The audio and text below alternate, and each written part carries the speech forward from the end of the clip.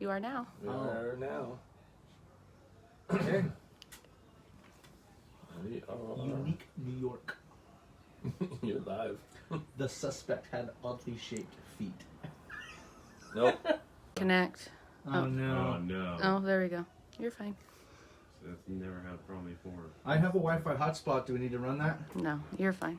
You're live. I'm live, huh? Someone chime in and tell me. There's one person watching. 2 people. Oh, is it you two? 3 people. Oh, we got someone else.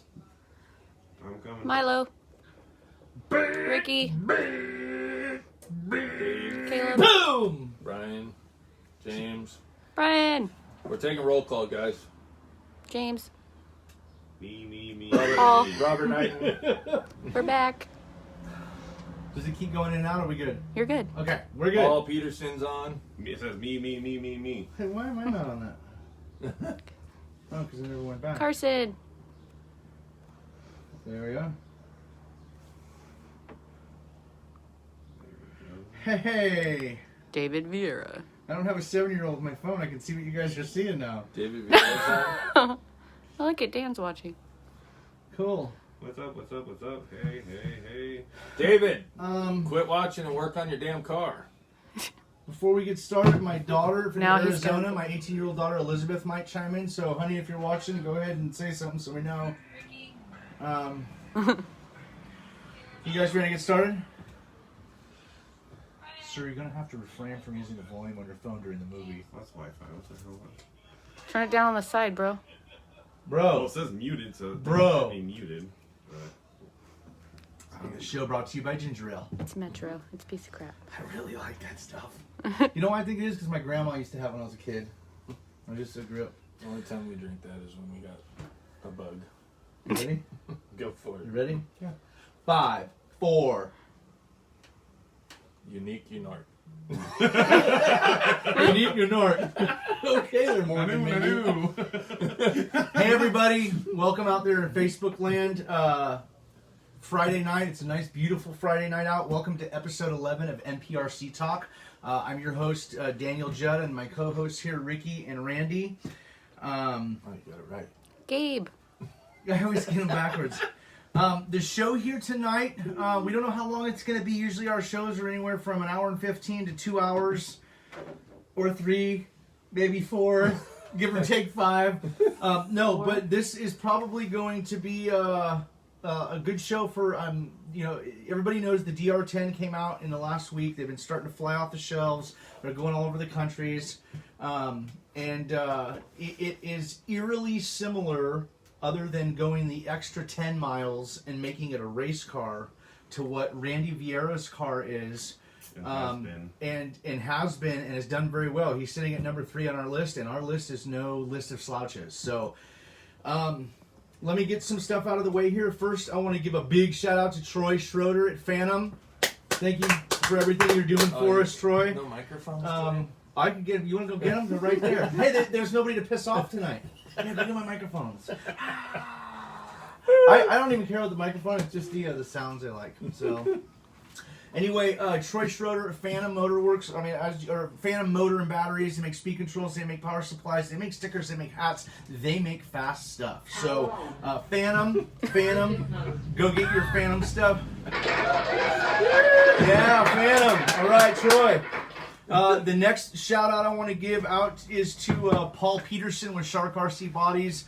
I worked with Paul about a month and a half ago. I finally called him and I got a hold of somebody who actually owned the company of a body company, and I went after him first because I liked the shape of his late model SCT based dirt cars, and I thought that we could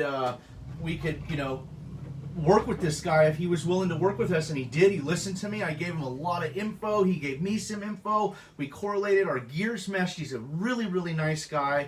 He owns Shark RC Bodies. They're for all you dirt oval guys out there, go check them out. Stuff is, if we're doing late model talk or dirt oval talk or something, I'd still have Shark Bodies on my cars. So we've made a lot of changes to his existing molds, and he has just done an excellent job in giving. I wanted to continue to run a Ford Mustang, and I wanted to come up with a body that was a little bit more reliable to get parts or bodies from than Parma has been lately. No offense, Parma, I love Parma, but and this guy was just the ticket. Everything just kind of all the pegs fell into the right holes, and it worked out.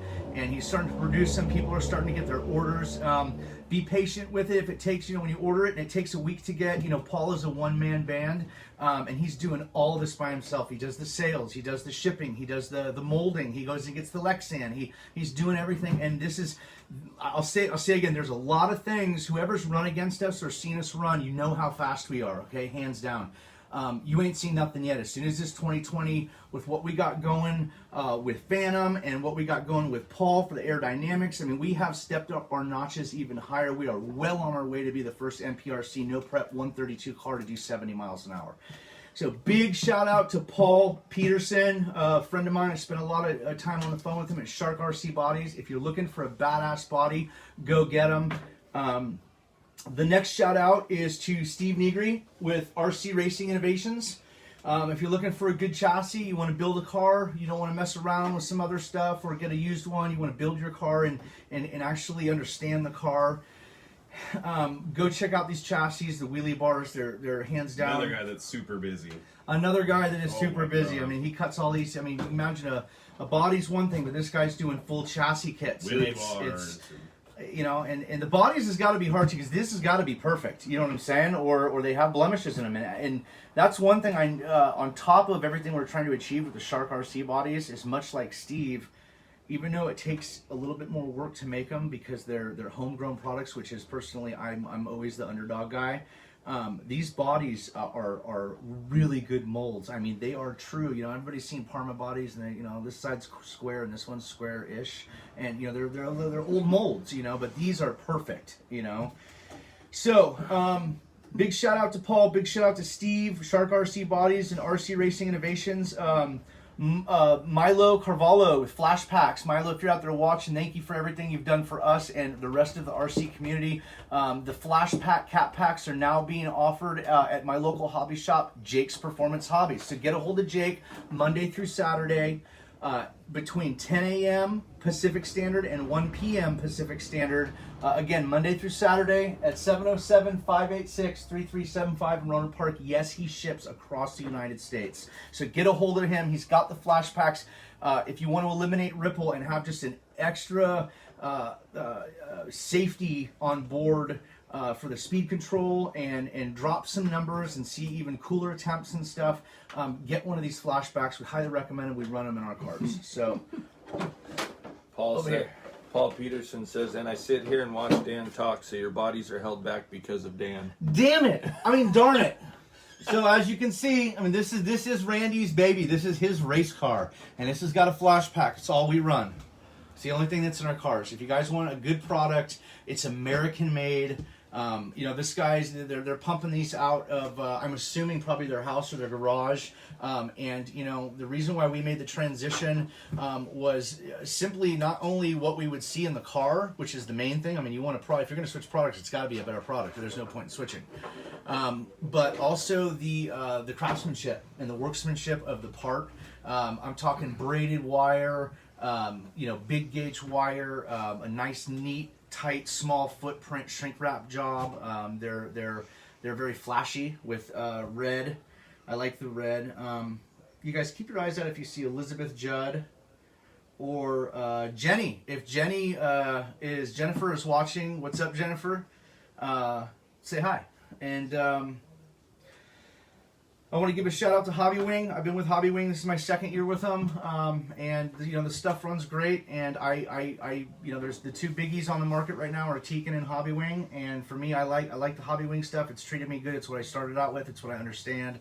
If you want to go fast, go get yourself an XR10 Pro from Hobby Wing. I want to give another shout out to Robert Knighton. This guy. So did you guys notice earlier today or yesterday, I put up, every now and then when I'm sitting at work and I'm taking a 5-minute break, I'll go onto my Facebook and I will take one of our sponsors' company's logo or whatever and just make a post with a hashtag. You know what I'm saying? It's a constant flow of advertisement for them. And if I can help out, they're helping me out. It all works out. But when I did that, you could tell that it was a screenshot from my phone because it had my battery and my, you know, my bars and stuff.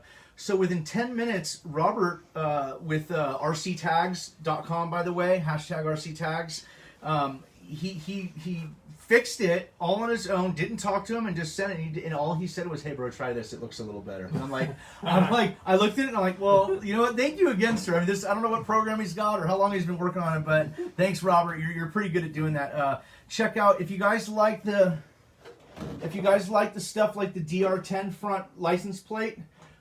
Jamie, if you could turn around right underneath the pink car on the dyno. Right there, Yeah, these are some that I had made. So if you buy a dr10, which we are going over, or you have another body you want to put them on, he can make stuff like this. So I've just changed that from saying dr10 to Judd1. And they're just, I mean, he'll make any state. He makes stickers if you want custom vinyl. He does, you know, all kinds of stuff on the computer as far as, you know, graphics and picture placement and Photoshop and you know, if you wanted your car sitting at a drag, you know, so he could probably do that for it. Either way, check out rctags.com. Yeah, let's put that back down. And that's pretty much it for my my shout outs. I want to start right before we get into the show by saying my hat is off and God bless all the firemen and the police officers and the nurses and doctors across the nation, the people that put, you know, their asses on the line every day for us Americans. And God bless America, dude. I mean, straight up, you know, till my last breath. So, and I want to say thank you guys for watching us and following us. You know, you guys is why we're doing this. If we had 3 people watching and 14 views after a month, we wouldn't be doing this. There'd be no point. So, you know, thanks for... Really? What is so funny? Really? Oh, you're going to find out. Oh, wow. So, RC Shark Bodies, look at that thing. This is the boss. This is the first one that I did that was 060, and it's the same mold that's coming. And there's some different bends I'm going to do to it to make it. We'll get into that. Maybe next week I'm thinking that we'll do the episode on taking a body in that form over there. Grab the Cadillac. So just as you would get it out the box from Shark RC Bodies and just go through it on a video from step 1 to being ready to paint. Masked, wheel wells, trimmed, cut, you know, everything on the, you know, mounted on the body, rear air displacing holes in the back end and the stuff that we do to the cars. To get those, you know, those extra little tricks out of the body, because the body plays a big role in it. It's not the only role. You know, I'd say it's maybe 30 to 40%, but I mean, it's a big role in what the body does for the car. So tonight I want to introduce. I don't have my.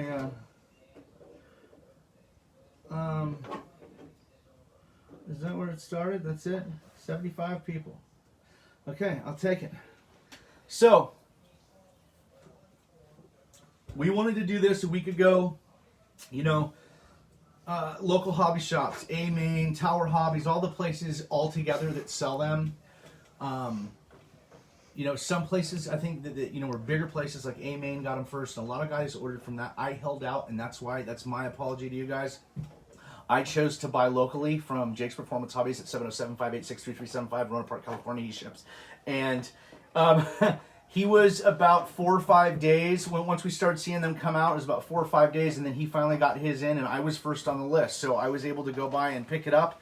And, you know, I wouldn't take it back for anything, because I know that, you know, that goes to feed Jake's kids and keep the store open that we love. And if you guys want a hobby shop and you want it to stay there in the future, even if it's 50 or 100 miles away, if it's the closest thing to you, man, go spend your money there. You know, my hobby shop, Jake's Performance Hobbies, you could go onto A-Main, and if something's $199.99, $200, his is $189.99. So Jake it's not all hobby shops mark up to make, you know, a super bunch of money. Some of them, like our hobby shop, graciously is very, very reasonably priced. Usually it's at what, like somewhere like A-Main or Tower Hobbies would be, or it would be cheaper. So moral of the story, get out there, support your local hobby shop, guys, please. So the dr10's out. I got mine. Ricky got his. There's a lot of good things and a lot of bad things about the car. I want to go over both of them with the ultimate good thing that overweighs the good and the bad, being that this is what you can do with it. So this is kind of an associated night for the associated guys. So I'm going to have Randy chime in on a lot of this. I want to go over a list of notes that I made. I want to let everybody know whether it was this product or another product or a battery or a motor that, something I don't run. I would never bash anybody's stuff. I love associated stuff. I think that what they did here, being first to the market with a ready to run, I can't believe Traxxas hasn't done it. I mean, of all people, you'd think Traxxas would be right there first, but they just haven't. So, again, I've said it in other episodes. I believe I've heard it through the grapevine. Don't tell me, but in the next 6 months or whatever it is, a year, I heard through the grapevine that Traxxas and possibly Losi are going to be getting into doing the same thing with a ready to run. So, this is the 2020 Team Associated SCT based. It's based off of what generation? 5th generation. It's a 5th generation, so a B5 buggy. a B5 buggy front end, rear end. Pro SC10. Was it the DB10 or the Trophy Rat? All the exact same chassis. Okay. All the parts are interchangeable between the bunch of them. JPH for the win. Cool. Right on. Carl O'Connor. Hey, Carl, are you a cop? No, I'm just playing. His last name was O'Connor. Ryan O'Connor. Okay, never mind. Okay, so I got mine, and Randy got his. Ricky got his, and Randy actually was the first one to show up at my house tonight, and immediately came in here when I was still eating pizza in my kitchen, and tore the body off of his car, tore it off, and he's like, yep, that's what I thought. And I walked in, I looked at them, and they were identical other than the severe modifications he's done to an associated car to make it go 60 plus miles an hour and be a heavy hitter contender, which these cars can be. So that is my biggest shining star, is even all the things that we found wrong with it, or that could be improved, I should say. In the end, if you didn't want to get this car at a selling price of about $320, it's very, very good the way it is out of the box for a kid or a spec class. It is by all means not a fast car right out of the box. All means. I've seen all of them. All of them, every last one. You got some means because I'm short some. Anyway, totally screwed my train of thought. Sorry, Man. I couldn't help it. Did you just snort? Yeah. Okay, that's a good thing because you're Mr. No Smile. So, that was weird. I said that and a smile went away. What was I getting at? It wasn't fast. Okay, it wasn't fast. It's very good for a novice, a young kid. I would let my daughter drive this car. She'd have a blast with it. And we actually had it right before the show. We went out front and we had both of them. They were neck and neck, and we had a lot of fun with them. They're a lot of fun. Neck and neck. Yeah, he had a Phantom battery in his, and I had another brand, an X brand battery with almost close to the same rating. And I'm telling you guys, Phantom batteries, go get one, dude. You can't. That thing is 4 miles an hour faster than my car just because of the battery. And yes, they're both 2S. Here's another thing. That's what I was getting at with the speed. I've seen a lot of the guys say, well, yeah, it's not very fast, but you got to put a 3S in it and it boogies. Well, you guys got to remember, no matter what you want to do with it, if you want to jump it off a roof, you can do it. You're an American. You can do whatever you want with your hard-earned money. If you're going to compare this to a list car or a grudge car, you can't, because it's just not. And if you're going to run 3S in it, then right off the bat, you're defeating the purpose of what the class is about. It's a 2S class. You just, it doesn't matter what, I see over 110, 150, 120 miles an hour in my list car and my grudge car with a 3S battery in it, but there's no point. I would never run the car on 3S. So the whole point of this is to get the car doing what it needs to do on 2S. So let's start. This is it. This is the box it comes in. It's a pretty big box. I think my daughter could probably squish into that. Maybe we'll try that. I didn't know he could. No, yeah, she's standing up like a China doll. But this is the team associate. Now, I'm gonna ask everybody: am I just a complete idiot, or what the hell does that say? React. That's the name of their body. I thought it said Ricky. Isn't React with a C? That's their spelling. Yeah, but Okay, well that's what They have threw to me be off, 'cause original. I'm like, what is reeked? What the hell is reeked, man? Speed reeked. They're not fast cars. and I found a bunch of stuff, and most of it has to do, the negatives has to do with quality control. I don't know if they were rushed. I don't know if they were... It seems so rushed. Something happened. You can't be first to market and ahead of everybody. Yeah, but there, take I your mean, time. you know, if there's any Associated guys, it makes them back to this. We love the car. That's why I bought one. You know, for Associated to be the first on the market with a ready run is awesome. I think what they did here was awesome for a start or a child or a girlfriend or somebody who's never driven one. Or so, yes, Emma's. If you pan the car or the phone right behind you, You want me to spin it? spin it around. Oh. Faster down. Emma's car, that pink Down. car right there. One Okay, more. spin it back. There you go. Now spin it back. That car does 28.6 miles an hour with a 12-turn Titan on 2S. This car on that dyno does 19.8, so it is a very slow car. Okay, so let's get into some of the things. Will you do me a favor and get me that white thing up there, the magnifying glass? There you go. That's yellow. Well, it was white and it Eggshell. yellowed over the years. Okay, It's eggshell. it is. It's I'm looking for eggshell. something white. Like there's a box of gloves that's It's- white. I saw the unicorn. It's Arizona cream. So the first thing I noticed when I opened the box is you got the car and the radio in there. It has really big, thick, 2 on the car, 1 on the radio, zip ties, almost like we use in law enforcement with for Handcuffing. plastic cuffs. I cut those. I took it out. Excuse me. There was a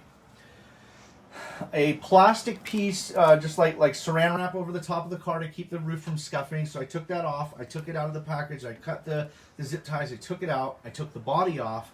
And the first thing I noticed was this. I'm like, okay, is this like I'll at least read it. You know, I don't know anything about the car. So Traxxas says, you know, 2 to 3S only. You know, blah, blah, blah, blah, but there's no warnings. Well, the first thing I noticed about this little tag that's in there is it is so small. I have like 1816 vision. I have fighter pilot vision, and I can't read that. So I had to take my Arizona cream here, and it says battery must be disconnected when the vehicle is not in use. Failure to do so may result in ESC failure and or possibly fire, or a possibility of fire. So that means that I can't plug that battery in until the car's ready to go, like right before I'm going to set it on the ground, and as soon as I pick it up, I got to unplug that. So I don't know what that's about, but I would suggest that people follow that rule, okay? Anytime that, you know, they put this on there for a reason, so I don't know if 80% of their speed controls worked fine and 20% caught on fire when they let them sit there. I don't know what that means, but they put this on there. So charge your battery, put it in the car, go out front, and you know when you're ready to actually, you know, you turn the transmitter on, you're ready to turn the car on, then plug the battery in. Okay, I mean plug the battery and then turn the car on. But when you're ready to turn the car on and run the car, you know, just wait. And as soon as you're done, you know, don't go put it on your shelf and go in and watch an old episode of MASH. I mean, unplug the battery. Just for safety's sake, you know, I want, you know, safety first, guys, safety first. So, let's go down my list, okay? We're testing it in the meantime. That's probably not good. You got my razor between you and hucking it out the door, and the door's half shut. You just unplug it, please, dude. Because really, if that does go boom, that's going to be a big boom with that battery. Phantom batteries, get you one. I don't know what it's about. Maybe somebody could contact Associated. For what the speed control is, it does work pretty good. We'll get into that in a minute. We're actually going to take, this is Ricky's, this is mine. Ricky actually put a fancy speed control in his, a Phantom. FR10. An FR10 speed control and a Phantom motor, and the thing was jamming. It needed a wheelie bar, it needed a whole suspension setup. It was not ready for that kind of power.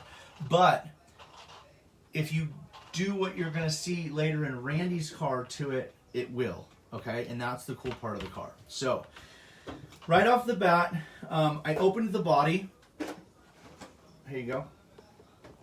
And the first thing I noticed is I've seen the first week I saw a lot of people with their like, hey, you know, the shocks are leaking, and we think that a lot of those were built overseas, and possibly the air cabin pressure in the jet airliner that brings them over to the U.S. You know, popped the seals or swelled the oil or did something and made them all leak. Mine had no oil on it. Okay. But I did notice that the shocks, even though they had no oil anywhere or signs of leaking, were only half full. And this just made for a god-awful suspension setup. So mine has, the first thing I had to do was take the shocks apart, and I had to change the oils in them, or at least fill them up. And I put some of my Judd bump stops up here and that, because the car seems to be really swayy. It sways back and forth when you go to slow it down, and that's what that's for. They get on the bump stops and see this sway goes away. So I had to do that. The second one was their gyro it's built into the car, can be disabled, and it has a lot to be desired. This gyro absolutely made the car, it was not working right on either of the cars. So it's not like we got one bad one. I don't know what the gyro was doing, but it was allowing us not to run the car. As soon as we turn the gyro off, boom, we can make hits with the car. So the first thing I suggest is you open this receiver box, right? You open it up, you plug it in, you turn the car on and the radio on, so that everything's on and talking to each other. And then there's a button on the receiver that you press, and every time you press it, it gives a different amount of light beat flashes. And then when you said 9, but mine was 8. Yeah. So I don't know if you miscounted or I miscounted. It was 8. Was it 8? Okay. So you press the button and say the first time it goes flash, flash, flash. Well, that's not the one you want. That's only 3 flashes. Press it again, it does 5. Press it again, it does 8. That's the gyro is off. Okay. So that's the first thing or the second thing I had to do. The lower the number, the stronger the gyro is. Correct. Okay. Not only something else that I liked about the car, but then it turned out I hated it. And Associated actually promoted the fact that it had a piece of foam that you could move from the back to the front to switch the location of the battery. Well, that's all fine and dandy, Associated, except for you put double-sided tape that's just god-awful to get off, and when I tried to take the foam out of the chassis, it took me 20 minutes to get the rest of that stuff off the bottom of the chassis so that I can move the foam. So my suggestion would be to stop gluing those down. You know, if a kid takes their battery out and drops it on the ground and loses it, that's not your fault. I mean, but you know, it's like it's promoting a car that says, you know, you can move this from here to here, but then you go to move it and it doesn't move because it's been glued down. So and it's just a piece of foam. I get that, but to me, battery placement's really important. So I really didn't like that. Not that big a deal. When I did get it all turned on, and I'd already talked to Rick, and Rick told me to turn the gyro off. Before I ran it, I turned the gyro off, and then I went out and ran it, and I actually turned it back on once I got familiarized with the car to see what he was talking about, and he was right, because mine didn't work at all. But I turned it off, and right before I went out, I gave it a blast on the radio, and it had that god-awful sound of there having no mesh, so no backlash to the gears. The gears were jammed together so tight that there was nothing. So I went into I took the dust cover off the transmission to access the motor screws so that I could slide it back and set the mesh on it. And right when I got in there, I noticed that the slipper clutch adjusting nut was so loose that it was literally like somebody had just spun it on with hand and then forgot to tighten it up. So watch, there's another point to watch when you open the car. So check your gear mesh.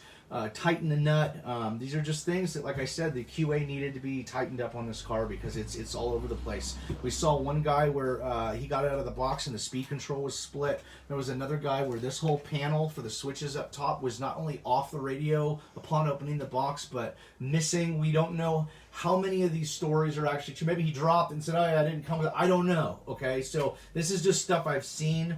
But on top of all that stuff, this is the stuff, you know, the stuff we're talking about here. This is the little things that we want to do to the car. We know it's not going to be fast right out of the box. But we wanted the car to be reliable. We wanted it to be enjoyable. And there was some quality control issues, so we had to take care of them. Let's continue on. I added the front bump stops. I told you that. These are some of the things I did when I went out and ran it and went, no, there's some things that need to be changed.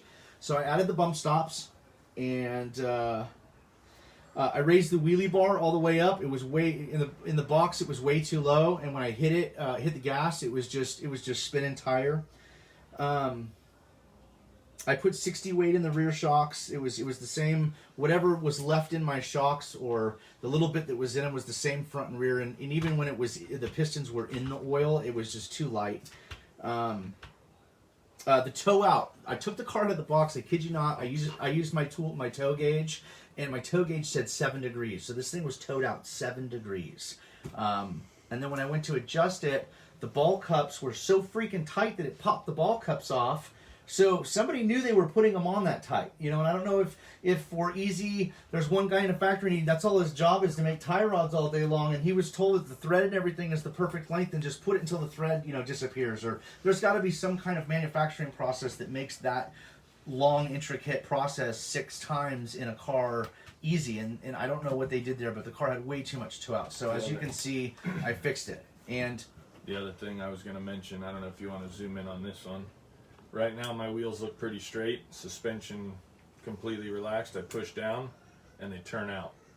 So it's got major bump steer. now see, when mine was, now come over here, mine, when it's fully down at full road weight or ride height, they're perfectly centered because I took them and towed them in. But watch, when I lift up, they go in, they toe in. So I'm going to assume by the correlation from point A to point B on the lower control arm, as opposed to point A to point B on the camber link, okay, those two solid lines have to be parallel to each other.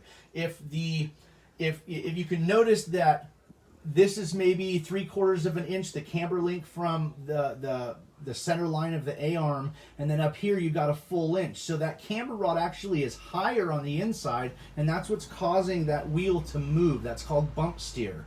And as you can see, this thing's got a ton of it. When a suspension system is in its range of motion, you want the wheel to go up and down straight. You don't want it to move like this or like this. With the suspension travel, and that's what this car does. So I think that maybe just a camber relocation or a different ball, or maybe a tie rod so it's not a ball sitting up on a, could probably fix that. But for as slow as these cars and what we're going to use them for with our kids, for right now, I don't know. I might put a hobby wing in it and a phantom motor and go for broke and give it to Randy to tune in. I have a couple of them. I ended up tightening the slipper down all the way, just like I do with my car. The car doesn't make enough power for a newbie to need that as a crutch. And that's pretty much it. We noticed that the bodies have a little tiny crease in the hood of them. And you said mine has the same one. So it's different location. It's got one in the front that goes side to side, and one in the back goes side to side. Ricky's had one went corner to corner. So it kitty cornered. The other thing I like is this tag on the antenna. Oh, I didn't read that one. Insert antenna through the body shell hole before operating this vehicle. There is no hole in the body. It's too short. Well, the antenna's not long enough. It's too short. Well, in the instructions, it also said before you get started, guide the loose antenna wire through the tube and put your antenna together. So I don't know. Maybe that's something that's usually probably a last minute change at the factory. Yeah. And I hope this stuff maybe gets back to Associated. They're a great company, and a lot of guys are really following the Associated suit as far as building a drag car. And so that if I can help them at all by this feedback and publicizing it, maybe I did it in no way, shape, or form to rag. I think this is an awesome bang for the buck. I would totally buy it again. But there are some things that could, if they just took an extra 2 minutes per car combined through a little bit here and 10 seconds there and 15 seconds there, with a tow gauge or with this or that, to not have some of these faults in the car out of the box. I think it's going to be a lot more enjoyable for a new time or a first time racer. So let's talk a little bit about the car as far as comparison, Randy. Why don't you go ahead and pop the body off of her? What's her name? I never knew that. She doesn't have a name. Excuse me? No It's a no-name broad. You need You need to do the boo on that microphone. it's the third one down. Oh, I want mine. I forgot you brought them. You got that one instead.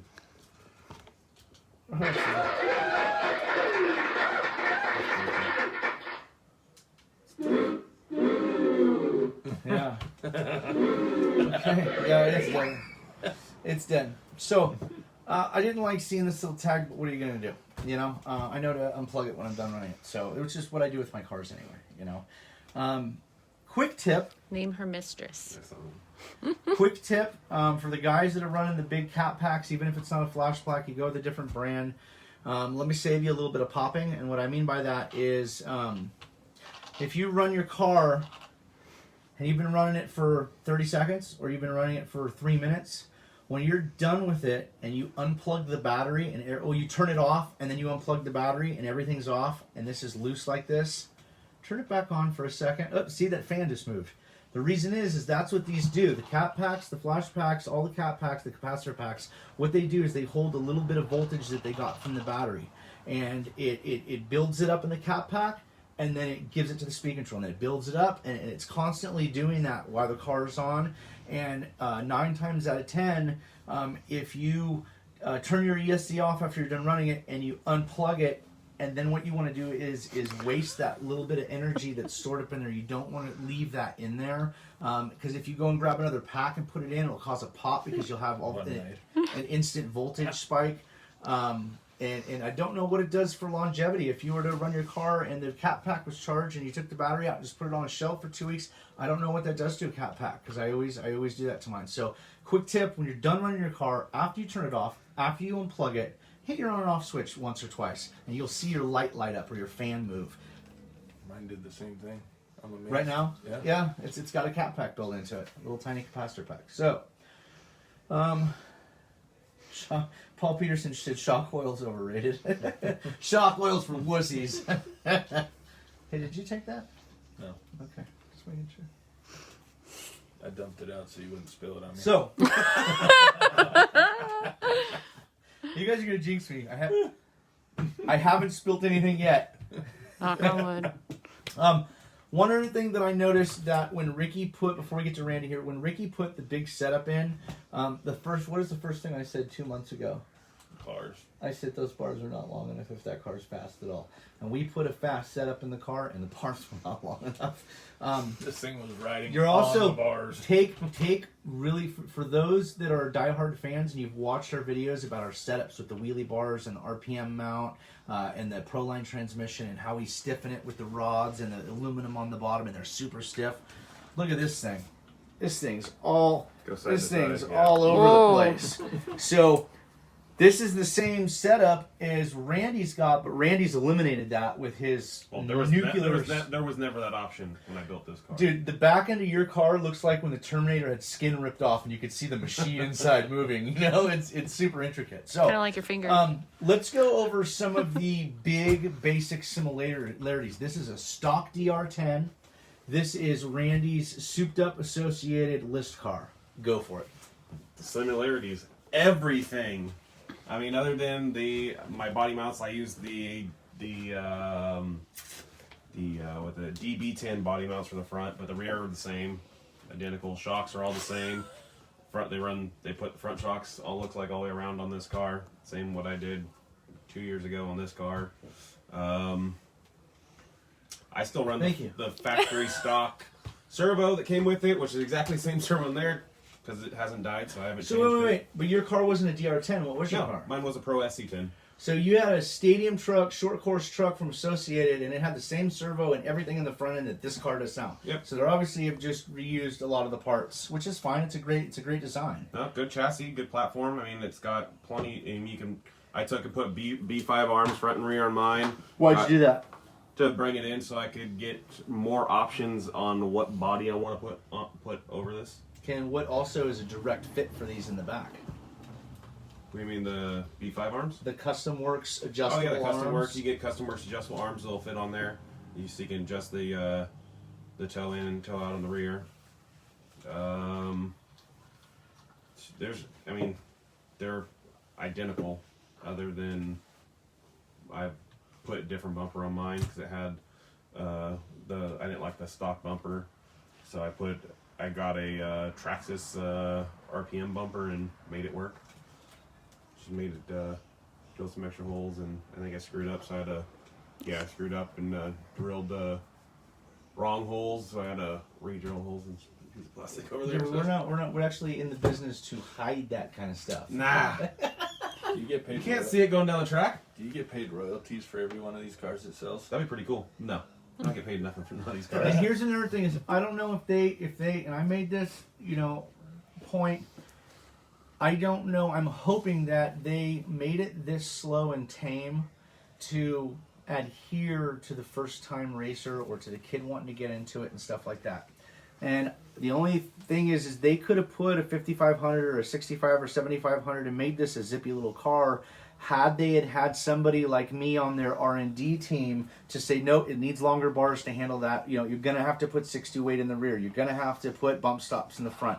And given them advice, and they could have released a faster car. They you know what I'm saying? And I don't know if that's, you know, why they made it so slow, or because it was to be a beginner car, or maybe the prices at $319 were you know, on the motors were too much. I don't know. So I think that, you know, if we could take the engineering you've put into your car and they had manufactured this with that, they could have not just made a ready-to-run entry-level car. They could have made an actual race car. You know what I'm saying? Yeah, and this has, and like I said, all the things that I found wrong with quality control, they can be easily corrected with just some tools and a little bit of time.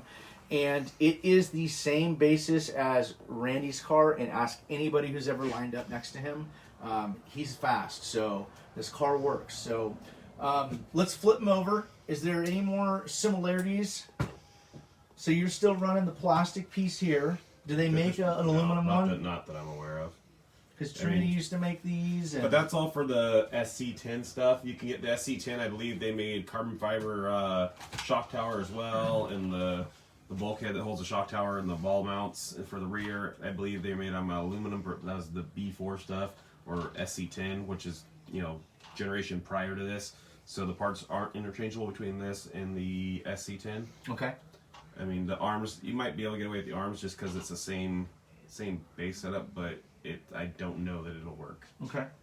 So for the guys that want to get one of these because they want to be associated guys, and they want to, you know, ditch the kiddie stuff as far as electronics and put something serious in it, tell them one of the first things you're going to have to do is you're going to have to deal with this mess of a wheelie bar back here. So explain everything you did, the parts that are similar and the parts that are on mine, and what you're going to need on top of what my car has to achieve what you did.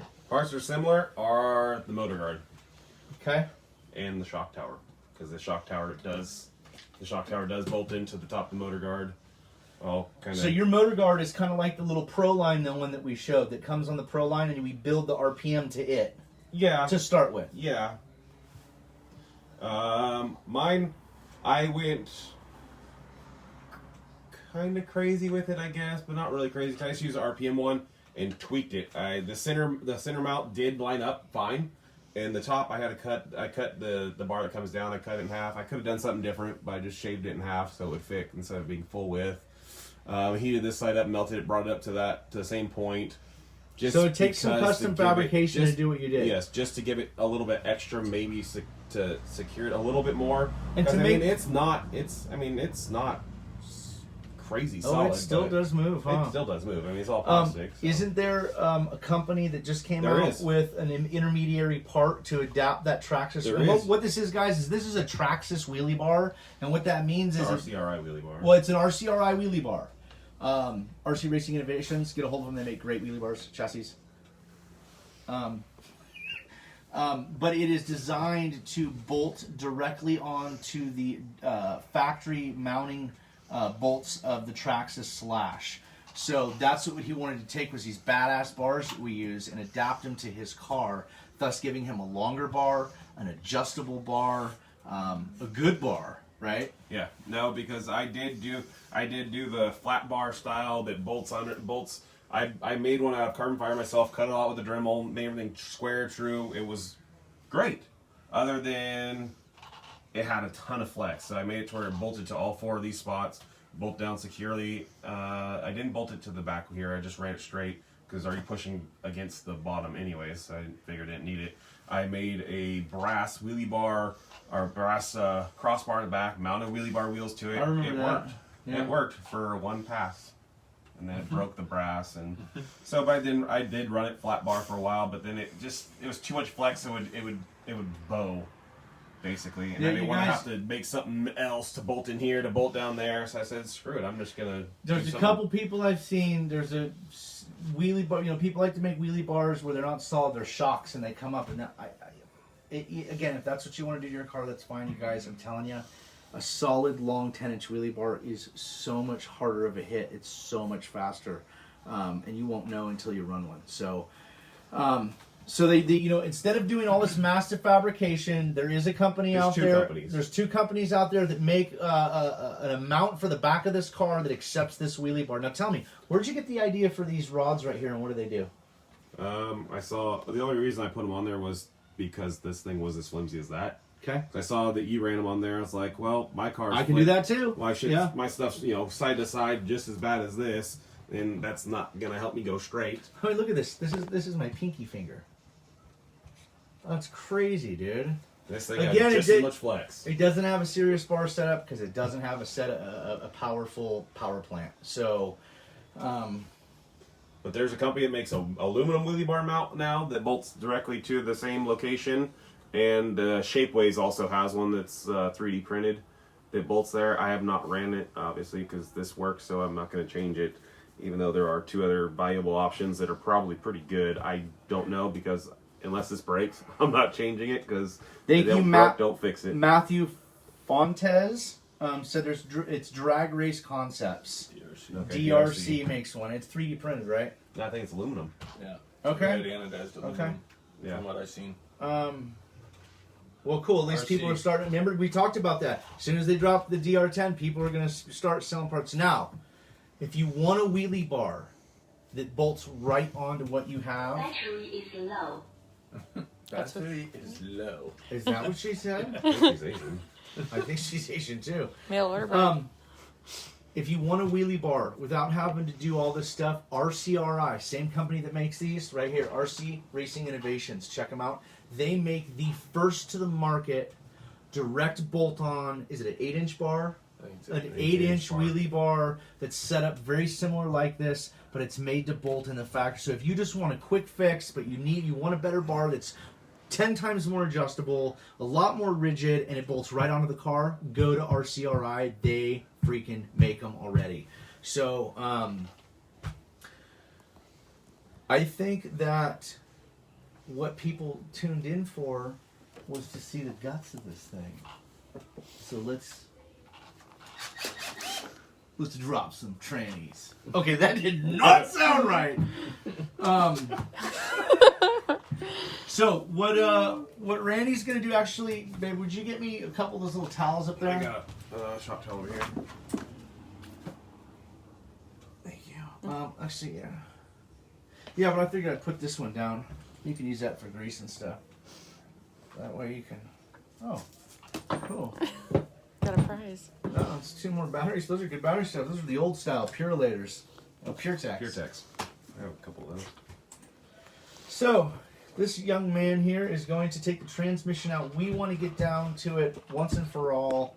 What's in there? What's in there? So, what is the base again? It's a 5th generation. It's a B5 base. B5 base buggy. 3-gear transmission. Should have a gear diff in there.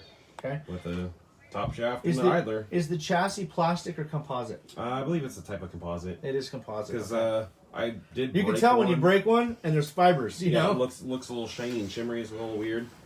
So I'm pretty sure that it's composite. James Fleming said tear into it.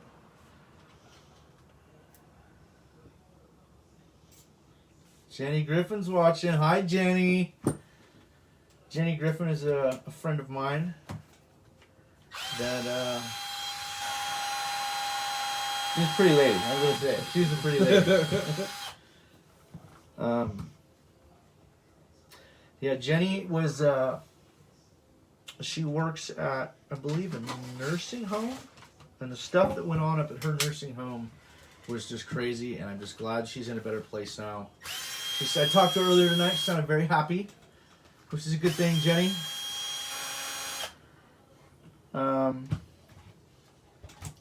Starting by taking the wheels off. Damn, son! Did you take all the shanks out of your wrenches? You did, didn't you? There you go. Hey, that part fell off. Yep. Okay, so let me break this down while you're doing that. So this whole thing. 5 screws. Oh, I see. So this is the original one that would just come on the Yes. buggies, and Yeah. this has an extra 4 eyelets This- molded into it for the wheelie bar. No, everything. This is completely stock, the same as this one. They just added the adapter that bolts in between and around. Okay. Okay. So as you can see, it's a very flimsy piece. And that's why even with these 4 bolts here, that's all that's holding the whole thing onto the car. Doesn't somebody make an aluminum one of these? I don't know. I have an Intigi one on my SC10. You know what I was thinking is couldn't you move 2 of the holes forward in something and bolt this over an aluminum one, or cut a section of this out and bolt it to the aluminum one? I mean, you could do all kinds of things with this. So, and we're just at the beginning with the associated car. So, Imagination's limitless. yeah. So as you guys can see, I don't know if you can see the setups there. This is a full race setup on a grudge car. 10-inch bar. This is the new dr10 stock setup. So there's a lot to be desired. It's all the desires. It's all of them. So tell me, Ricky, what was your first, when you opened your box on your dr10, what was your first thoughts of it? I thought it was pretty cool looking. I was a little surprised that the body was 2-piece on the front. You know, but once I opened it up and ran it, I was like, is this thing in training mode? Or started reading all the instructions about the ESC, trying to find a way to set maybe a timing or something. I was like, there's something. no way that they didn't make some kind of tuning capability for the speed control, but no. We heard another guy say, what did he say? Just some Mr. X. He said, yeah, it's not fast and 2S, you got to tune the speed control. Yeah. And we're like, I don't know how to break this to you, but you can't. There's no port for a tuner. There's nothing that we know about. If somebody knows something to open this up a little bit more and it does come in training mode, then please let us know, because these things are dogs. My daughter's 12-turn Traxxas car would mop the gym floor with this thing. Ooh, interesting. But I will say this. Interesting. What? Got some shiny powder. Chinese powder. Chinese powder? That's probably Shiny. from the slipper being loose. No, that's aluminum. Let's see. Look at that. Look inside there. Now you got me curious. Dun dun What is dun. that? Wheel wrench. Yeah, it does look like aluminum. I mean, it's shiny. Very fine. Yeah, it's. I wonder if that's your bearing going out. It did make a weird noise. No, the only thing that is going to be in here, because there's nowhere on the gears. There's no. I mean, the car's brand new. Because remember I told you I had the nut down all the way, and it sounded like it was still slipping. That's got to be material off of the aluminum discs. I know that sounds hard to believe, but it's got to be. There's nothing there else that's aluminum. See that drill real quick. What are you going to do? Check mine. Oh, here. Here, let me put you down the stomach. I don't need that. I'm not getting It's for the greasy. pink. I'm not, Hey, respect the pink. I'm not getting greasy. I'm just looking. I don't have any dust in mine. Emma would say, "Come in, Daddy, it's a tree fort." And we'd go together like this and go, "Look, we're at our own little fort." I don't have any of that in mine, so. Interesting. Well, find out here in a second when I tear it down more. So let's keep the camera. Can you zoom it in on what he's doing? Can you reach right behind you? This. No, other one. Fuck. I was gonna get my pit light. You blind me. I don't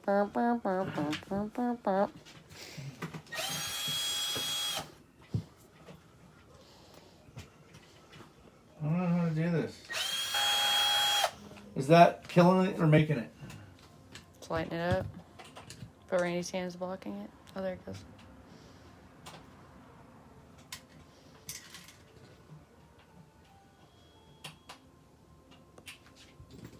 Huh?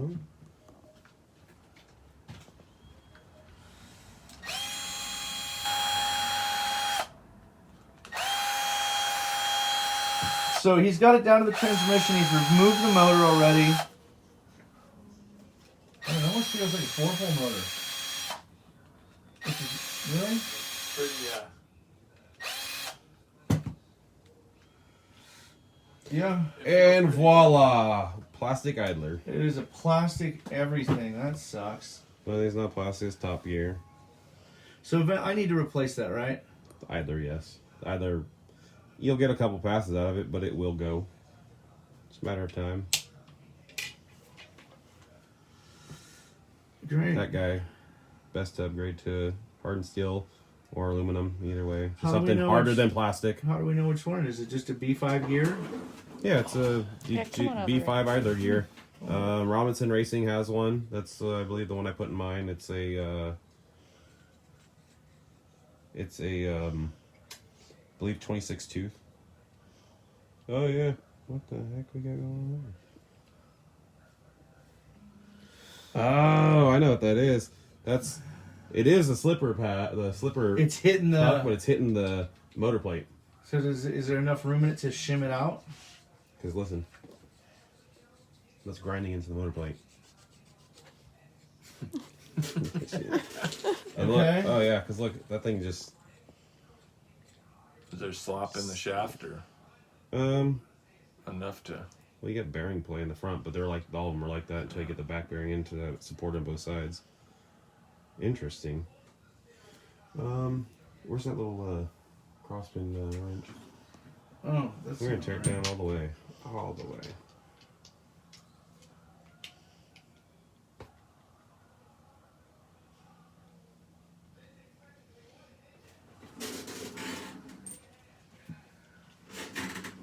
So. Oh, for crying out loud. Oh, there you go. So, while you guys have these ready to run, Holy I guess crap. watch out for that. Really? There's your aluminum powder. It's digging into the case. Well, I guess I gotta have Jake order parts for Digging it now, into huh? the motor plate. Is it still usable? Yeah, it's just like your motor plate and the in your How Techno. How many runs do you have on this car? The Not- 5 or not 6 enough. that we did. A quarter of a battery pack. Yeah, just what we did up front. Yeah, that's a lot of yeah. So yeah, you guys watch out for that. If you That's why mine's faster. exactly, it's no drag. There's It no, might be. So I don't know if it's an issue with the bearing inside.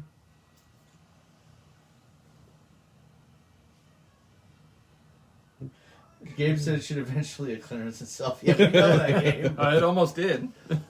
So I have some shims. You know, let's just leave it apart. Let's do the diff. See what's in the diff. We'll, fill it, clean it, and fill it. I'm gonna leave it apart because I'm actually gonna get that Robinson gear. I would put a shim on the backside of this bearing to push it through the case because Okay. I have that thing pushing in with my finger and mushing that down, and I don't hear it grinding, but Okay. it was grinding. So I would put a shim on the backside of the top, the input gear bearing. When you take it apart, I would Chad. probably put a shim on the inside of that. Chad Henning says missing the space around the shaft. It looks like. There's no spacer. It's just bearing to bearing, bearing to shaft. Hey, we don't do that here. So guys, if you're gonna do this to your transmission, remember to get a pan. Maybe a cookie sheet works good. We like to use towels so stuff doesn't roll away. Or doesn't bounce off. Doing it on a hardwood table, parts go flying. Yeah. And the part that's going to fly is always going to be that one nut that's a special nut that you can't get anywhere else, or you know what I'm saying? I went to let's see that. the local store and bought one of the local discount stores and bought a yoga mat You for gotta be freaking my kidding me, tool dude. bench. My workbench is a yoga mat, and it works perfect because it doesn't bounce as much as the hardwood. Yeah, there's plastic shavings too. They it definitely seems like a rush job because my car was not like this at all. Yeah. It's All right, let's take apart the freaking diff. Well, hey, before you do that, let's where's the blue towels at? Right here. The screws already stick up on your car. Which ones? They might have backed loose. Last time I had the motor apart, who knows? Good one, bro. I probably didn't tighten it. To tell you the truth, I couldn't tell you. So what I'm going to do is I'm going to leave this thing apart, ladies and gentlemen.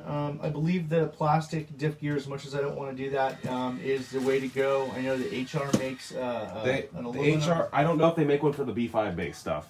They make one for the SC10, the old style, and I had issues with it being too thick, and it blew out a brand new gear set that I put in there, and I was furious. And you have the shims in and everything. Yeah, it built 100% as you would build it out of a bag to build the plastic one, and it was subpar. I was very mad. What I actually did do. Paul Peterson said, "Hey guys, if that's the same trans as the SC10, when you put them back together, leave them a little loose. The SC10 trans was notorious for binding. Don't screw the case super tight on dirt oval. I left mine slightly loose on the case." And you know, that's a good point. If you do this and when you put them back together, you guys, you don't want to really tighten the screw on the transmission case, the screw and the screw pattern. What you want to do is you want to bring them down snug, and then I back mine off just a little tiny bit. And and actually, once you have them all back screwed in and backed off loose, you can actually work the top shaft with it sitting on a table, and your driver in it, and you can tighten it, and you can feel it start to bind, and then you back off until it just loosens up, and that's how we don't just slap our transmissions together. I mean, I go through my transmissions very meticulously. So that was a really good point. Thank you, Paul. So what do we got in There's here? a tiny bit of grease in there. Really? That's all that's in there? You need that little flathead? Nope. I told you we should have set up my really nice pit light. But then you want to be able to blind me with your So flashlight. I don't know if anybody notices, but Randy, I'd like to address the elephant in the room. Randy has a really nasty or something on his hand, and he was holding an RC car, and I don't know That one. Show your finger. And Get 'em. the tire expanded, and that's Right, what out of happened the to light, his 'cause you finger can't with see the it. tire. The tire absolutely ripped a hole in his finger, which That's is just dedication. amazing. I held on to it the whole time. Yeah, you didn't let the car go. I probably would have thrown the gun. Out in the yard. It would have yarded itself down the street. Is Jenny still watching? Hello, hello. I can't tell. I'm just clean the grease What's off up, Robert Knighton? What's up, Barry Allen? What's up, Anthony Steele, David Vieira, Brian Melton? Just clean the grease off the gears because we're gonna fill it with 125,000 weight diff oil. Or whatever I give you. I don't even know if I have any left. So that one has 100K in it, and it seems to be doing all right.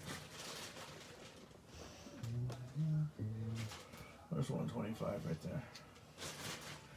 So I had somebody reach out and they say, "Hey, who's making the diff fluids?" You know what? Whether I'm talking about my Techno, my Techno, or my drag car, or anything that has a sealed diff with heavy fluid in it, this is the diff fluid we're using. We're using TLR, Team Losi Racing, available at your local hobby shop. If you don't have a local hobby shop, I'm sure you can find it out there. And what we mean when we say 125,000 is these comes in different weights. And I believe the rule like of thumb is the grease that comes in the diff, or that you would put in the diff, is equal to 5,000. Yeah, about 5,000. So that's 5,000 weight oil. This is 125,000 weight oil, so it's much thicker. So we don't want to go. I've seen guys go, "Yeah, I use 500,000, or I'm using 10 million, or whatever." Well, you might as well put silly putty in there and not have a diff. You want to have a diff still. You just don't want to have a very quick reacting diff. You want something that's slowed down like a posi. And that's basically what we're doing. We're trying to use the capabilities of the one-legger design and slow it down like a posi. So one thing I do notice about this is we had a show, I don't know if it was episode 9 or whatever, we took some Prolines apart and we showed the different diffs in the transmissions, and we wanted to get away from the straight planetary cut differential gears and go to the bevel cut. And that's exactly what this tranny has too. This is built just like the Proline tranny, and it has bevel cut gears. Yep, they have bevel cut gears. The 4 little planetary gears. I think they still call them planetary gears, even though it's like spider gears. It's planetary gear. That's a spider gear, if you ask me, but Yeah. I have a little tiny scale Lincoln. We could fire it up and I get my little tiny scale helmet, put it over one eye, weld them and together. buzz it up. Yeah. And the associated diff, the gear diff, does have a paper gasket, so it will hold oil, not Did permanently, you show the differences? but Yeah, I'll show you. So, It's oh, 10,000 you have in your hand. so this is 10,000, and this is 125,000. Whoa, Jesus, that's a slippery little sucker. So as you can see, the air bubble the air bubble, boom, you can see the difference. How the 10,000s, it's really thin and it's moving, the air bubble's coming up. And this one's barely doing nothing, it's that thick. We'll do that again. It's like a lava lamp. Yeah. If I were to keep doing One this. that's hot, one that's cold. He needs it. 25,000. He needs Oh. I thought you were that good, bro. We're gonna fill it too while we're here. I thought you were that good, bro. Associated, right? We're gonna try to fill it. Oh wow. Here's a little bit warmer than mine down the garage. warmed it up I for you. warmed your diff fluid for you. So mine's usually in the garage and it's usually cold as ice, so it doesn't squeeze out of the Your tube. diff loops is cold But as that one's ice. actually coming out. Jeez. It's pretty good. You didn't spill it. You want paradise. It doesn't work. Watch all of a sudden it starts going crazy. Oh, he still has one more to go. There's still a chance of spilling. So, what did Daniel Judd do for you guys? Here's what I did. I went down to my local hobby shop. I waited a couple extra days. I got a car I don't need. I just wanted it because it was cool. It's iconic. It's the first associated ready-to-run NPRC car to ever come out anywhere. And I wanted to take mine apart. It's a brand new car. And I'm kind of glad we did, because now that we're going to really put it back together with the stuff not scuffing on the motor plate, and we're going to have a metal gear, and we're going to have thick oil in it, and it's going to be ready to be leaned on. And these are some things that I would have to do to this car anyway to put a bigger power plant in it, and that's what I'm eventually going to do to this car. I'm going to put a big old power plant in it, and I'm going to just boost it to the moon.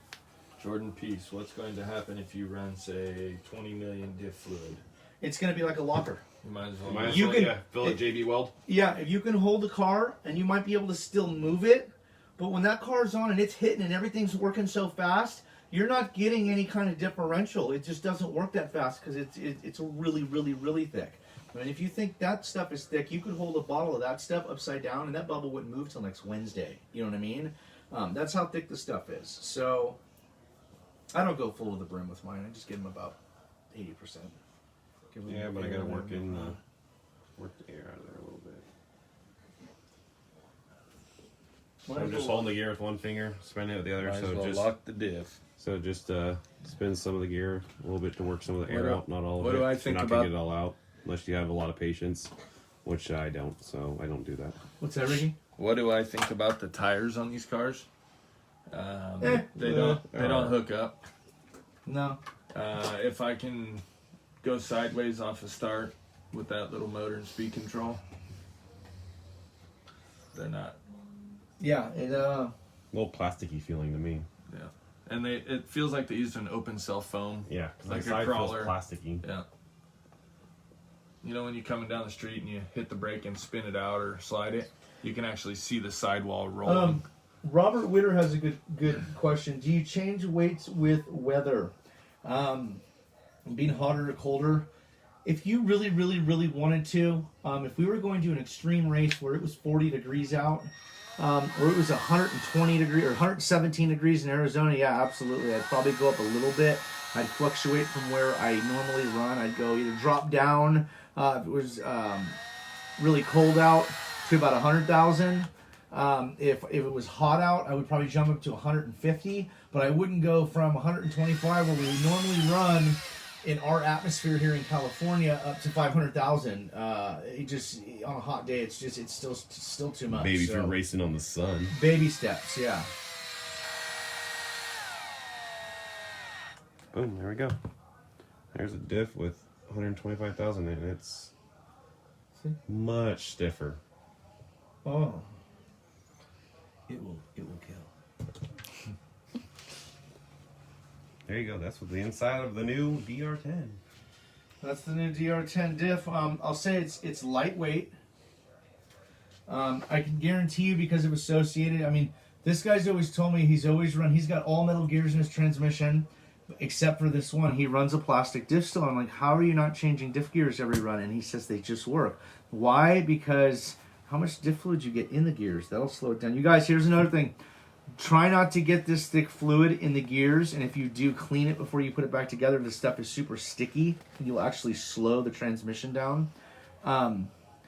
Associated has really, really, really good plastics. They always have. and that's probably why these ones hold up. Except for So, the idler gear. The idler gear never lasts no matter what transmission it is. Let me get. It's on that one too, so maybe it's not it. Maybe it's just the grease. There's Can I get grease in the there. toothbrush? So you can actually clean their stuff off. I'm getting black from my toothbrush on it, but that's okay. If I'm getting it clean, yeah, it's drying it. Yeah, because there is oil in there. Really thin. And it's aluminum top shaft too, one piece. Can you give me a different toothbrush? This looks just like the That one's dirty too. the B5 top shaft. But it's aluminum one piece, lightweight.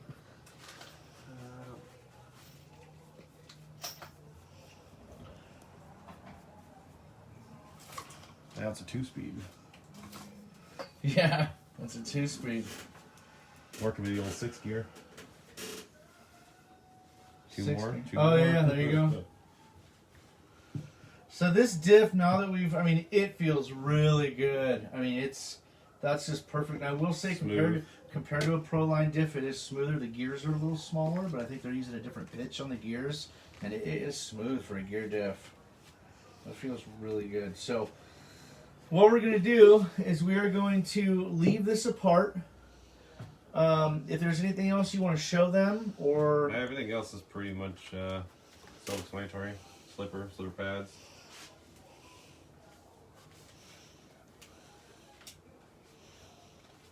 This doesn't tell me what gear that is either. Assuming it's a 86. 86 or 87. Yeah. What's on the motor? Looks like about a 18, 19. 19. one thing I did Slow. notice about this motor is this motor actually has a 5 millimeter shaft. It has a 5 mil shaft coming out of the can, and then they milled it down to a 3 mil shaft at the end for the pinion gear, which I get why they did that, but I just I see that as a breaking point. Granted, this motor does not have the horsepower it's ever going to take to rattle itself apart. So We could try. we could try on 3S. Yeah. Hell, I'll pull out one of my 4S batteries. Oh, the speed control won't handle it, huh? It'll pop before you get to. Okay. But yeah, Well- this actually you guys can put on your Proline trannies too. Just like that. So there you'll you have go. You'll have to open the hole up a tiny bit, or I it'll don't be even open it. Yeah, you won't get it back off without marring it. So I'd open up the hole just a little bit, just so it slides over, so it's not press fit. So it actually just slides over like the Associated, and you could actually you could change your gear options for your Proline tranny with Associated gear. The one thing I like about Associated stuff in building a full-blown race car like Randy's out of one of these is the fact that a lot of our stuff, I have barely nothing on my car that's actually still Traxxas. Everything is hopped up or modified. It's a Traxxas design. However, because it's a Traxxas design, you still have some of the intolerances or the poor tolerances that Traxxas does. Traxxas has never been known for being a high-end race car, and therefore, there's the axles are milled a little bit small for the bearings on the on the axles for the wheels, and they wobble a little bit. And Associated obviously has always been known for really tight-fitting tolerances and just really attention to detail to some of the stuff, and the way the pieces fit together, and that's one thing I really do like about the Associated car that I wish I had on my Traxxas-based vehicles.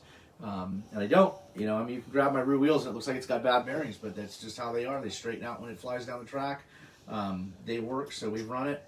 But compared to one of these, he's got, all the cars are going to have a little bit. That's a brand new, ready to run. It's got way less than my car, my grudge car. So, and Randy's going to be nice enough to put it all back together.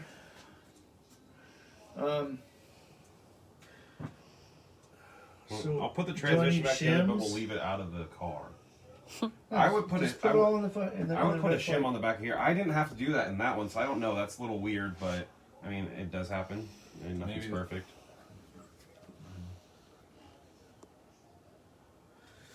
Put one of those little washers in it. I have shim kits.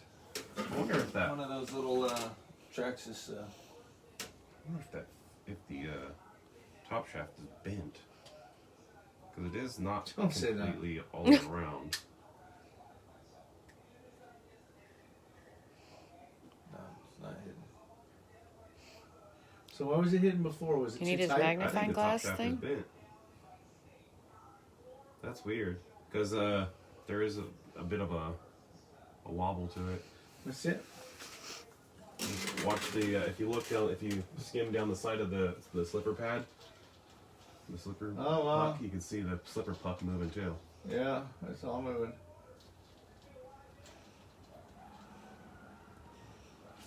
Guys all got that one eye look going on. Yep.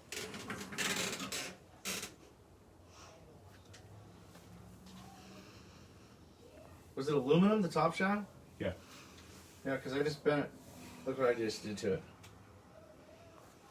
Tell me I just didn't straighten it out.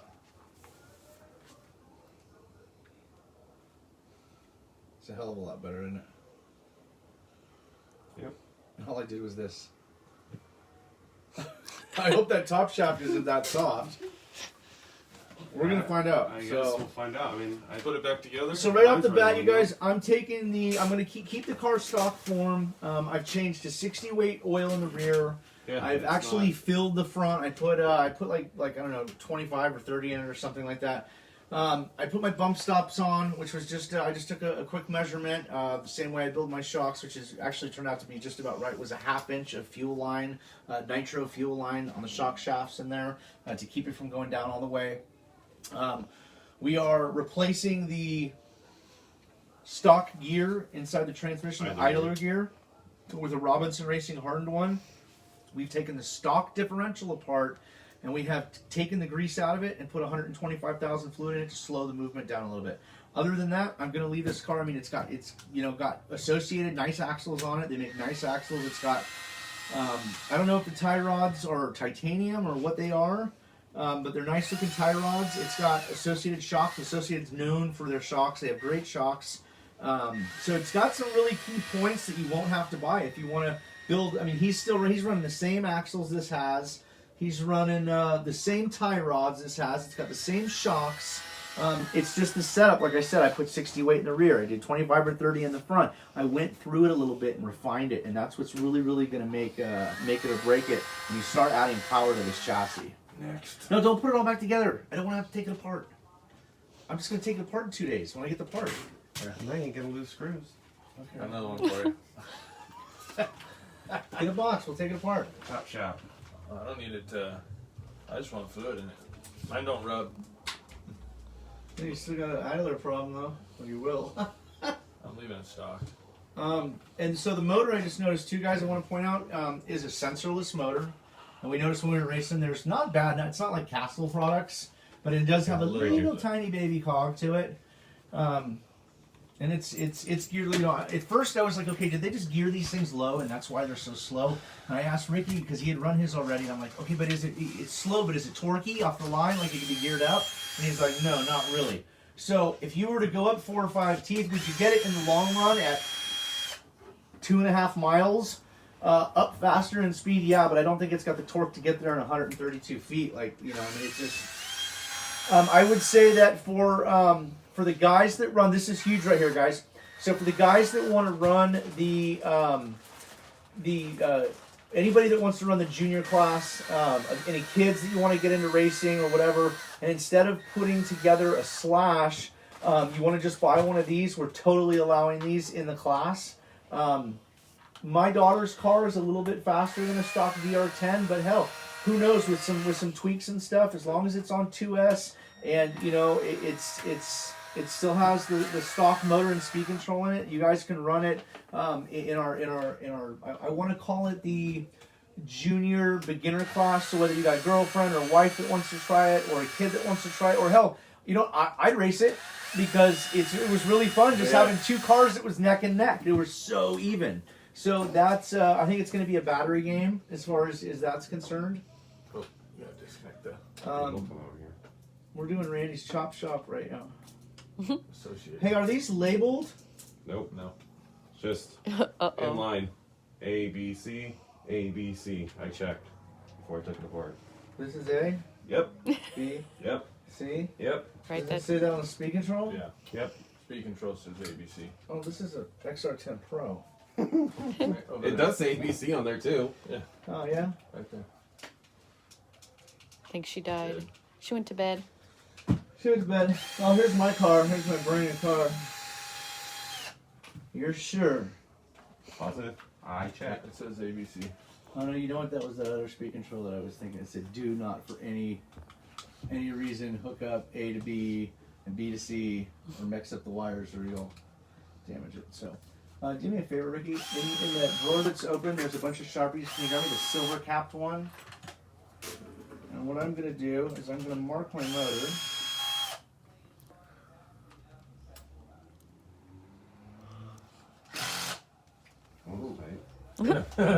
So as you can see, the motor does not come with any markings to tell you once it's apart.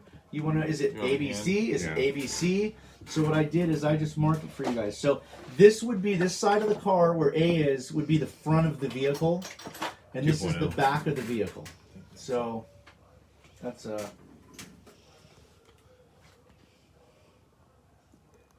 Jesus Christ. Is that your tranny screw? No motor. Motor out. Ain't going I on. had a 5.5 in that car. Oh, yeah. What'd you put that on with, like a 2-foot breaker bar? 150 foot-pounds of torque. Man, that sucks because, you know, I know Reedy makes some pretty good stuff, but man, I was just hoping this thing had a, you know, That He's look. going. I wish it had like a 4600. Oh, I also did hear some guy said the case was stripped on his. What part of the case? The screws that go through. To the motor mount? No, the tranny case. So they're not 'Cause just one of through the- one of- screws to the tranny mount? there- I mean, to the motor mount? No. There was one or two on your transmission that felt light. Matthew Fontes said a box stock class could be fun, and we absolutely agree. A box stock class. Just me and Ricky, just right before the show, we're running them out front, and it was so it was fun. Usually when I get up there and I'm grudge racing, dude, I'm serious as a freaking eagle, looking at a puppy dog in a park. You know, and I'm up there and I'm in the zone, and I'm you know, but we were just having fun. It was really fun. I bet you they all are. It's all full of plastic. Randy got that look. Must be rubbing. No, it makes weird noise. Wasn't happy with the noise it was making. And looking at all these screws are coming out. Oh yeah, look. That's what all the plastic. That's all the plastic. So maybe that's why mine was rubbing. It was just sucked over too. No, that No, makes sense. the case. I don't know if you can see that. That's the threads from the inside of the case. Let me see my transmission real quick. They over tightened it from the factory, so it just pulls the threads right out. Well, why isn't this rubbing now? Don't know. Because you bent the shaft back. That's weird.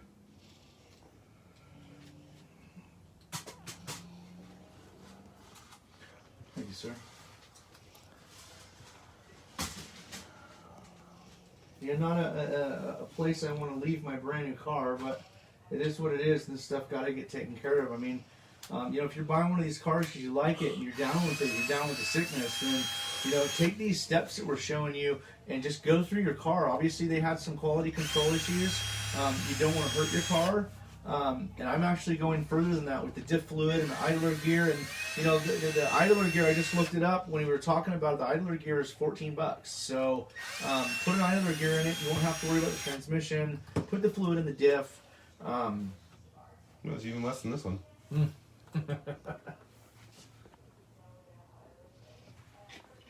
Less grease. Maybe it's just flung different because it had a 5.5 pushing it at one point. Oh, yeah, I did. You raped it. That car was. Your diff said, freaking rape me! Can you put that in my bag of parts over there? Your Bino parts. It's not tight. Croco file. I don't know why I have Joe Dirt stuff in my head. Joe Dirt. It's pronounced Joe Dirt. Don't try to church it up, Dirt. You're my sister. You're my sister. Oh my god. Ricky Duck. Oh! Dude, it just went poof. It just stuck. It's over there somewhere now. It's not a razor, is it? No, it bounced off. I went to duck and I hit my forehead right on the freaking body. So guys, actually, you know, that's a really good. I run Phantom packs in my grudge car, and when me and Ricky were out there, every single race that we left on the exact same, because there was right towards the end, there was 2 or 3 races where we left at the exact same time, and about halfway down the track, his car would pull on me, not much, but just a little bit, and I had a Trinity motor. A Trinity battery pack, one of the really nice white lithium graphene Hoofenhauser batteries. And that's what I had in my car, and he had an 8200 Phantom, one of his grudge racing car packs in it, and just the pack gave it more going down the road than my car had with the Trinity pack. So if you guys want a good battery pack, go show them that battery pack. This is what we run, me and Ricky, and hopefully Randy here soon will be running these Phantom batteries. We run the 8200 130C. They're great packs. They're not HV packs. We run them. I just got to go on the website and place an order.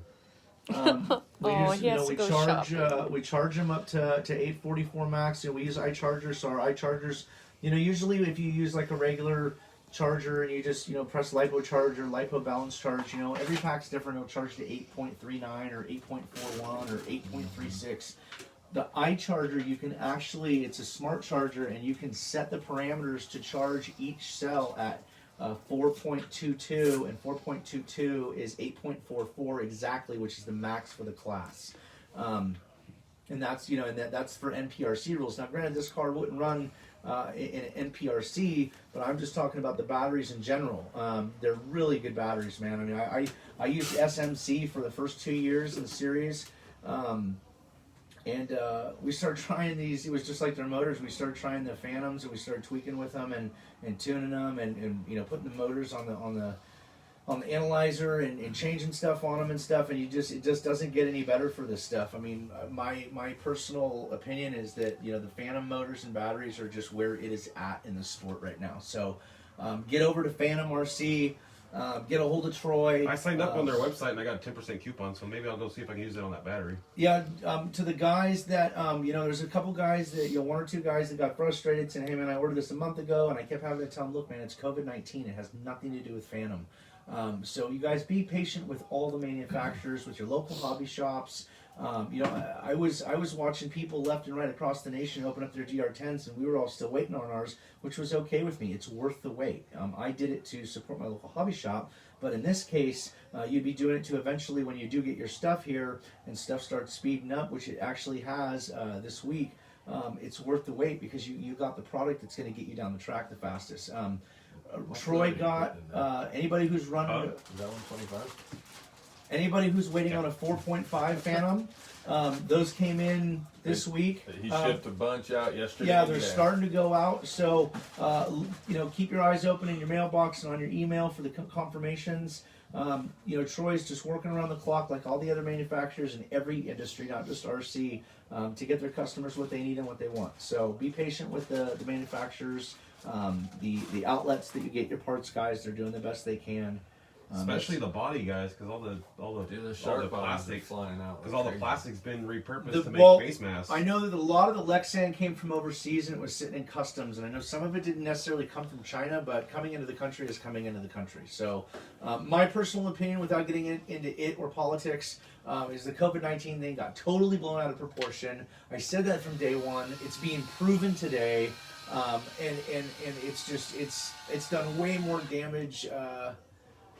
To damage millions and millions of people's lives just to try to take down a president is pretty awful, and that's all I got to say about it. So, I got some flack from 1 or 2 people. Why don't you guys have face masks? You guys should be doing separate screens. But I felt comfortable making my choices, and I made them, and I was right. So I was wrong once back in '81, but even then it wasn't proven, so I still could have been right. Oh my gosh. I'm just kidding, but really, the COVID thing has messed up every industry, you guys. Be patient for your parts, please. Every industry. And screw this stuff, man. Open it, So, Randy's got differential number 2 back together. He only stripped out like 3 of the screws. What in the diff? You want some? No. You want a little dab of grease in there? No. Grease is right there. High temp Proline. In the bag. In here? Yep. Open the top of it up and just take a little finger dab. That's what I use right there on all my transmissions. I use a high temp racing grease from Redline is what I use, and I just use a little bit. Is that a lot? Marine grease. Well, a lot of it gets flung off, and the stuff that stays just keeps the gears wet, and that's what you want to do. The first pass or two with the grease in the tranny can actually slow it down. When I'm putting one of my Prolines together for rebuild, or I've gone through it and shimmed it or whatever, like I do with a brand new one, I will actually hook it up to a drill and put a rubber band around it and let it sit there for a minute Ricky's or two. does have a shim in the case. Mine didn't have that. Huh? Nope, absolutely didn't. But it's not dragging now, So mine was missing a shim in the case. So we found another thing. So if you see the shim there, and what that does, can you see it in the camera? Mm-hmm. What we're talking about is that metal washer. Well, what that does is that pushes on this assembly, which holds this gear up and away from this motor plate. Mine wasn't like that. It was all shaved down. So, more quality control, guys. Interesting. Well, we already know that all these screws have plastic on them. Jesus Christ. They probably didn't thread the. I don't know. Shark RC bodies, guys. Here's the new caddy. She is just, I'm going to say it, she's sexy. Hang What? on. You're talking about General Motors The like what? I'm talking about the body. I didn't say what's under the hood will make it go down the track, but the body's gonna look good while it's sitting there waiting for the tow truck. Where's my Mustang at? Right. What was with the post of the gold? I'm guessing that was an electric drag car Mustang. It looked like it had a tow bar attached to the front of it. That was to help it go down the track. This is the Mustang, the S550 Boss. The caddy is called the what? Boss Killer baby. V. The Killer V. So if you want the Cadillac, guys, it's the Killer V. We're going to have a bunch, and we got a great episode for you for episode number 12 next week, you guys. It's going to be off the chain. We're going to mount a body. We're going to show a bunch of new product off. It's just going to be badass. So, yeah, tune in next week for some Shark RC products. SharkRCBodies.com. You can find them on Facebook. You can find them on the internet. You can get a hold of Paul Peterson, the owner of the company. And Dirt Oval guys, too. They got some sweet stuff for street stock. They got some really cool stuff for their late model classes. Yeah, I mean, there's a reason why I went with them. I love the designs of the body. I mean, this Mustang just... That's the Mustang by Parma I've always run. The 66 that's on Emma's car. That's what the Ghost is. That's what the Gunslinger is. And this body is just... This is just the new kid on the block, dude. And this new kid on the block's just gonna be like, what? What? Was there someone talking to me? Yeah, she's a good looking body, so. SharkRCBodies.com, guys. What are we doing here? Well, we're putting it back together and seeing how much thread's actually holding, because I'm peeling thread off the... So the more we dig into Breaking this it? car, you guys, the more we dig into these cars, the more and more we're finding Ron. Mine had a shim missing. He's got stripped screws right I from think the yours factory. does too.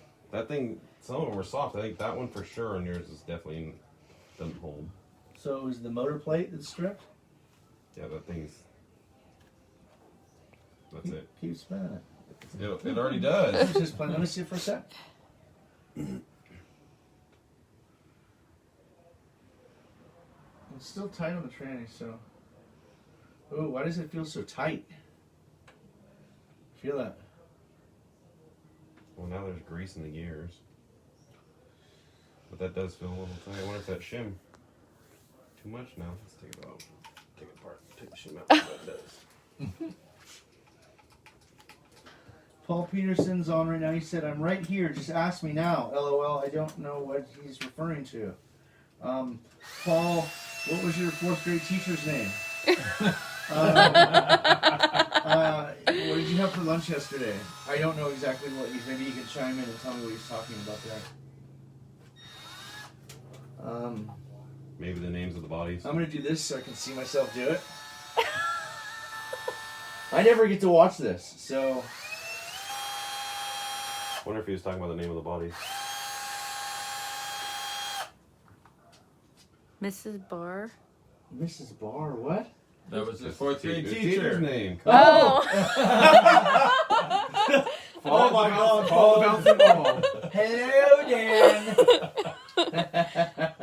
Paul, I spend a lot of time on the phone with this gentleman, and he's just a kick to talk to. It's always nice to have an intellectual conversation with another. There's no slop in that. I don't know why they put a spacer Is in this? there. That's what was in there. Did this? You know what I'm thinking? Uh-oh. I don't think it fell at diff. Off of one of the ends of the spider. Nah, I don't That's think what so. that is. I don't think so. That's a spider washer, broski. I guess you're taking the dip apart. I'll take it apart, but I don't think it is. I don't know. It would have to be off one of the spiders, right? Hold on. Is there a pattern in it? Is there a wear pattern? We'll find out. No, there's no wear pattern in it. Paul. Yeah, so again, you guys, Phantom batteries and motors. I know it sounds like a broken record, but hey, that's part of what keeps us going is advertising for these companies. SharkRCBodies.com. That's where you get the Killer V. We got more stuff coming. The Challenger's being made plum crazy. Plum crazy is just a really cool body. One, there's two. It could be. Let there be Right. light. It fell I don't know, off but it's- and landed. Hey Dan, right this in is the- what's no, this is good for me because I went I from don't missing know. something in my tranny to yours being screwed up. So. Looks like here don't. Yeah, a little tiny bit of.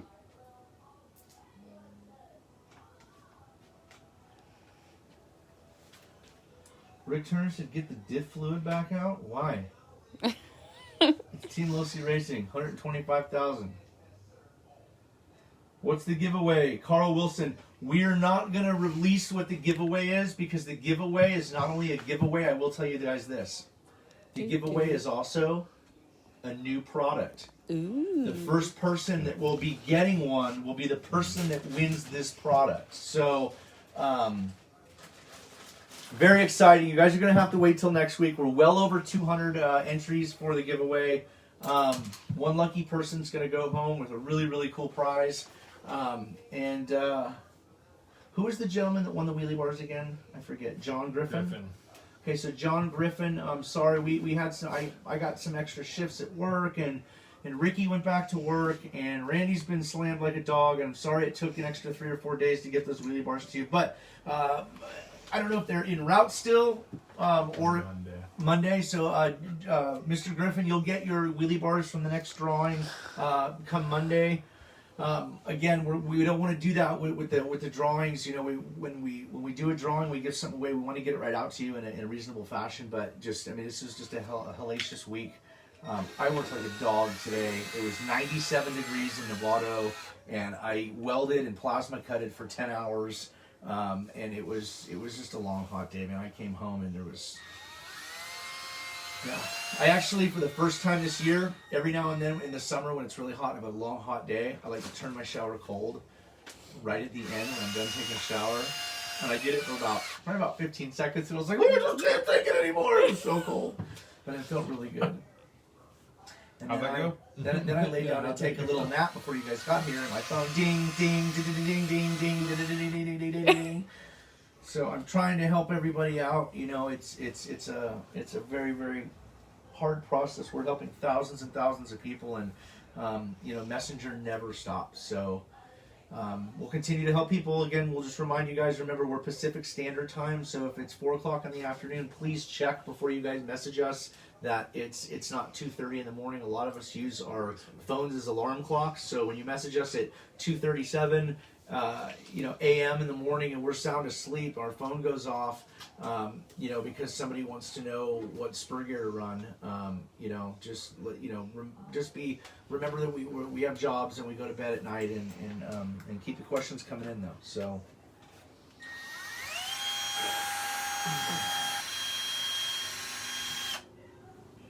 So What's the big news tonight? The big news was that The big giveaway. is the big giveaway. So The big news is there is no news. The reason why, I mean, the cat's kind of out of the bag, so I don't think I'm going against anything Paul wants me to do by just saying that the giveaway will be a Shark RC body product.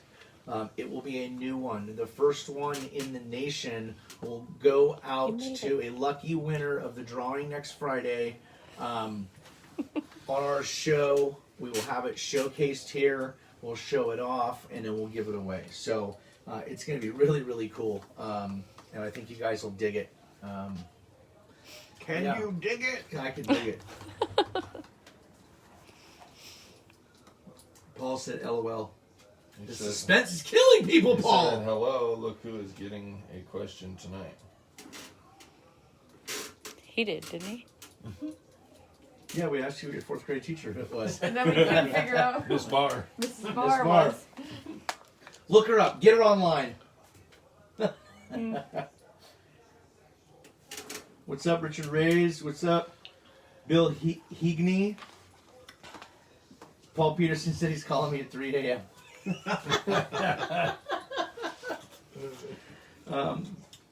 Very nice. I want Ray Myers. I don't know what he means by I want.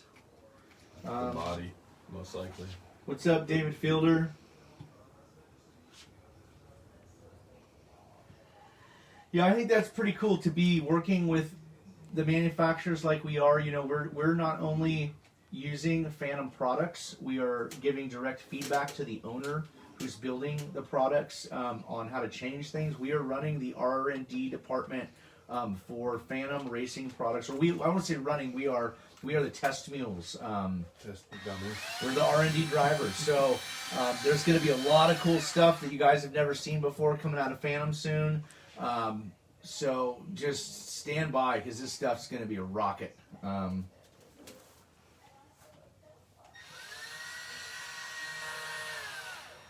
Carson Wilson commented on the giveaway thing, but got no number though.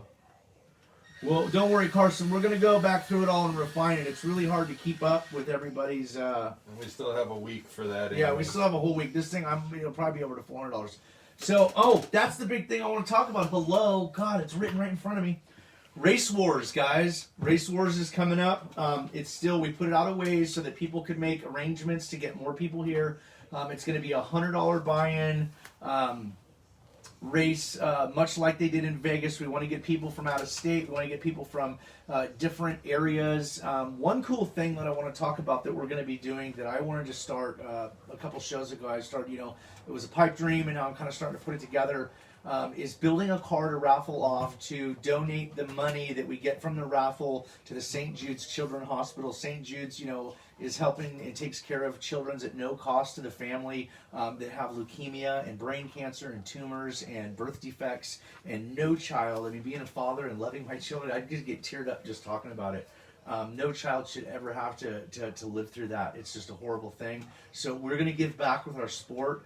So what we're going to be doing is at Race Wars, please come by. We're going to have a bunch of raffle prizes from sponsors and stuff out of our own pocket to raffle off. We're going to be selling raffle tickets. We're also going to do a 50-50 raffle.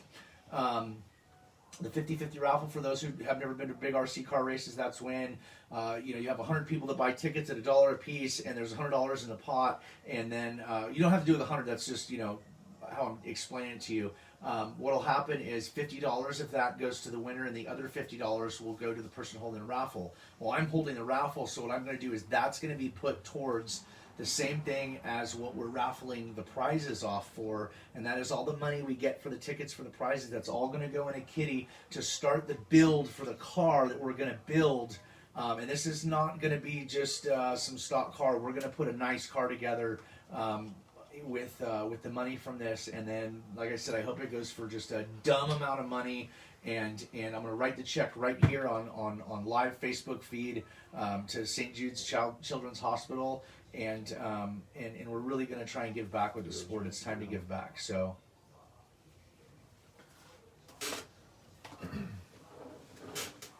So Gabe Abram, what's up, Gabe Abram's son? Gaby said Associated could come out with a team car that would have all the stuff you want on it, and that would be cool. So anybody who's ever bought an Associated or been in this for a while, Associated will make just their entry-level car. They're ready to run, and they make a team kit. And the team kit has the lightweight screws and the nicer shocks and the better tires, and it's more of a race kit. So hopefully that Associated with this being the start of it, once they obviously figure out the Q&A a little bit better, maybe they can reach out to us or somebody else that knows what they're doing, and actually give them some real feedback on some of the stuff they need to change to make a team kit, because this is by no means a team kit. What's up, Randy 410?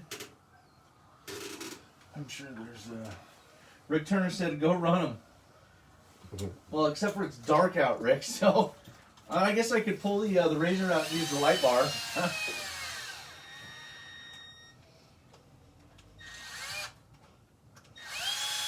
Was that one Ugga-Dugga or two Ugga-Duggas? Half. Ugga-dugga. It's a half or maybe a quarter of Ugga Dugga. We're dealing with plastic. You don't want no Ugga Duggas. So if you're into this and you're going to watch this as it gets passed around on September 5th is our Race Wars in Northern California. It's Santa Rosa.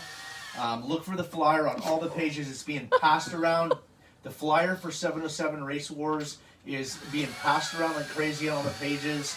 To get the address, I believe it's 483 Aviation Boulevard. 487. I think. No, he said 483, I think. Okay. Someone else messaged me. But 487. if there's anybody wanting to come from out of state or fly, they have to fly in for the race, and you're going to do that. You fly into Santa Rosa? Santa Rosa Airport. Santa Rosa Airport is a half a mile from where we race from.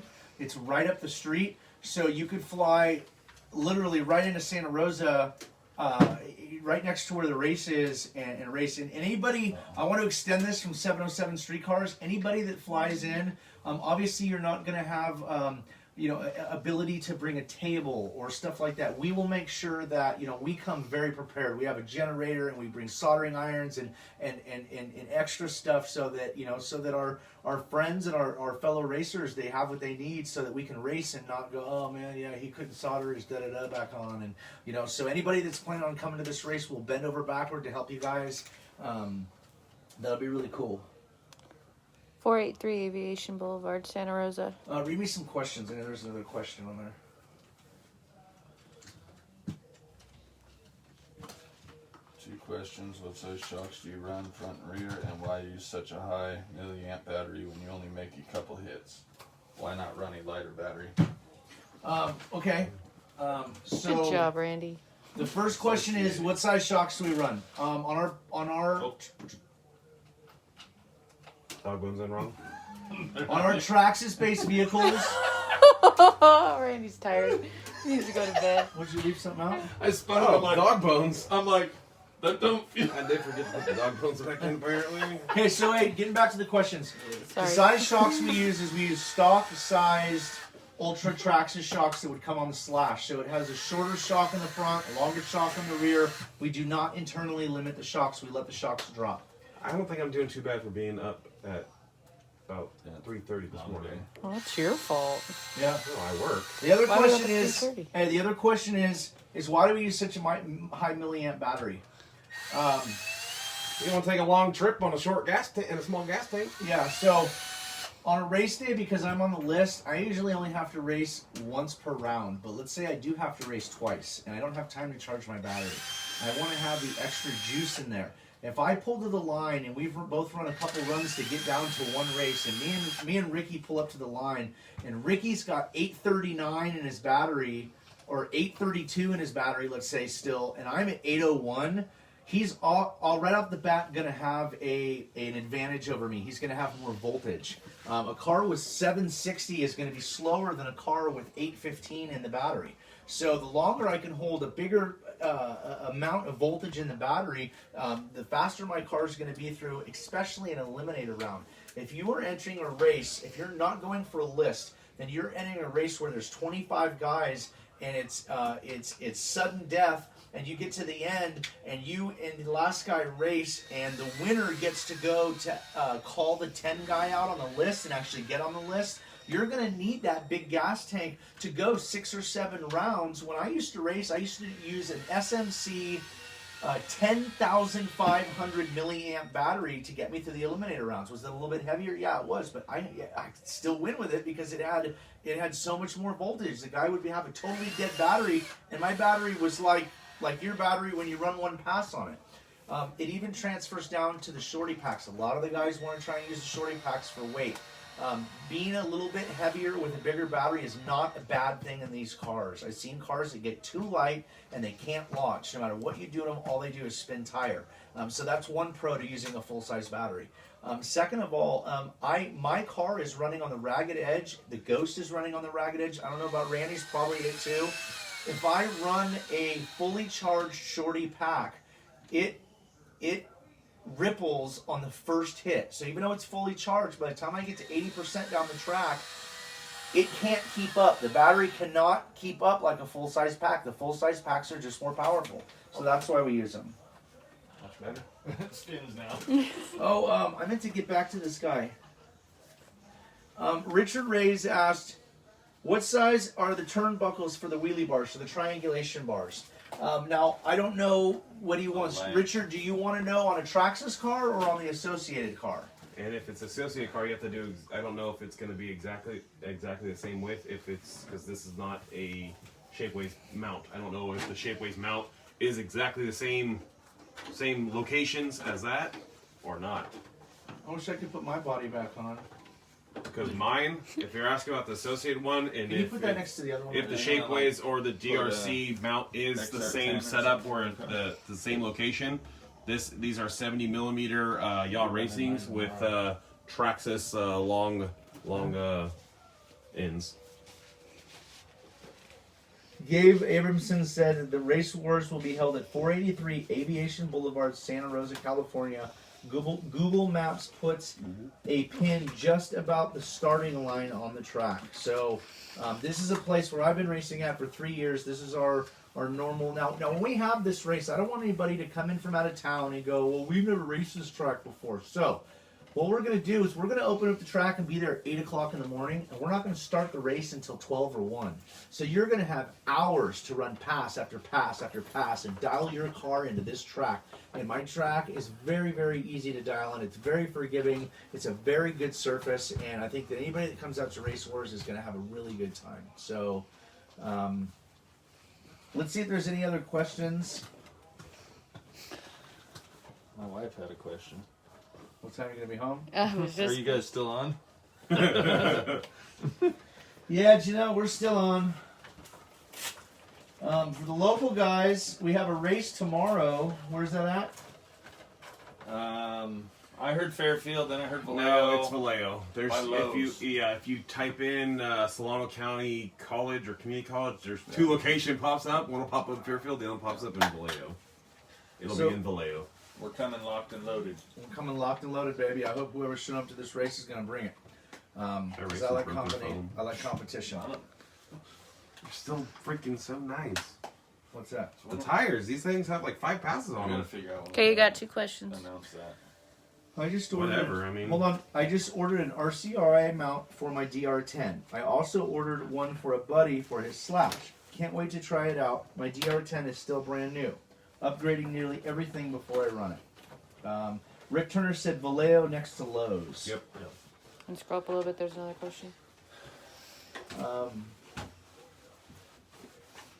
Have you found any new info out on the new Proline tranny? What do you think they'll change? Probably just the case. I think the case, that was the biggest only weak thing. spot. I don't see that. I see them going to a different diff. I see them going to a slipper eliminator. I see them doing a bunch of stuff. I don't know. Nobody knows. All we know is that for the last 6 months or years, certain parts one by one have become non-existent for Like the top shaft. For the Proline shaft. I was the first one to notice that they don't sell a top shaft kit anymore for it. And we thought, well, maybe they just thought that why sell part for 15 or 20 bucks when you can just buy another tranny for 85. So we've heard it through the grapevine. There's been some talk on the internet that Proline has actually discontinued the whole transmission altogether, and it works for something new coming out. So You know, I mean, Proline training is something they made 4 or 5 years ago, and it still works great to this day. So I'm sure if they're doing away with it to come out with something better, let's cross our fingers that it's something better. And that's pretty much all I know about that. So that's pretty much all. Whoa, bro! Hey, easy! You're gonna hurt somebody. Sounds different. Let me feel it. Let me feel this. Watch your fingers. Oh, the dip feels nice. I had the biggest urge to squeeze the throttle right. Squeeze it. Squeeze it. Work that dip in.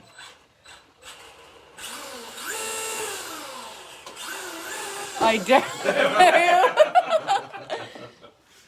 What if it'll pop a wheelie on the carpet? Dun, dun, dun. Eugene Bolton says, I have a Shapeways wheelie bar mount. I'll post a picture of it after the live show. This was me in the hotel room in Vegas. When you guys moved all the furniture. You know that? Trying to break. Oh, I got a wheelie out of it. Yeah, keep it up, Dan, and you'll look like Randy with the boo-boo. So, hey, guys, really, is there any other any other questions of, will you freaking stop or I'm going to kick the thing. Sorry, I don't know where this Is there any other questions or anything anybody else wants us to cover about the DR10? Now's the time to chime in. James J. Mayo said, put it on the dyno. Let's put it on the dyno. Let's see what it does. Come on. It'll take me 5 minutes to set it up. Do it. Okay. Let's put it on the dyno.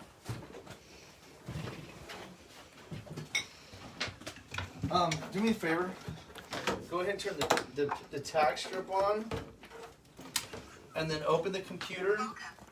And get it going. Are you serious? You in trouble? Oh yeah, you gotta get up early tomorrow. Gabe says Dyno the DR10. Are we putting the DR10 on here? Yeah. Put the DR10 on here. Oh, we gotta take the body off first. Oh, Jesus. Is this where you want to be when Jesus comes back? I'm going back to Jack in the Box after I come here. Oh. Oh, stepping on the DR10. I didn't. I barely. So give me your barely. DR10 with the body off. It's right here.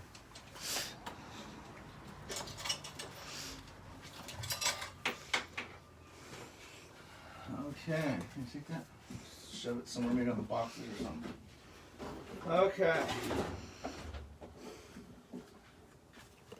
Hold it right there.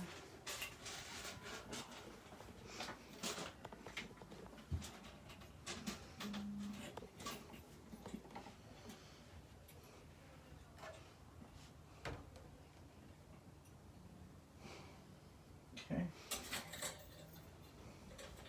Super. 1.21 gigawatts of Do power. you see at the top the green icon that says SD? Open that up. 1, 2, 3, 4. 1, 2, 3, 4. Okay. Yeah, issue here.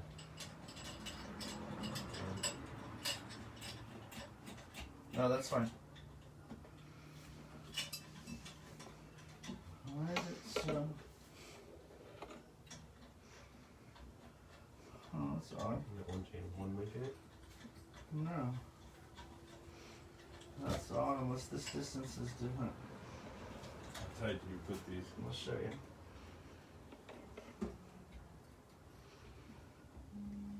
Is that too tight? Yeah. You can go in there. Okay, let me see. Oh, you can do it. Yeah, plug the bullets in. It's not a high horsepower car that's going to jump off that dyno. Oh, Robert Are you on? Knighton says, my guess is 35 mile an hour, 1.5 horsepower. Okay, well, my daughter's 12 turn would wax this like a new Buick, and it only puts out 28.8 miles an hour. So get it centered, give it a little gas, see if it'll work. Okay, so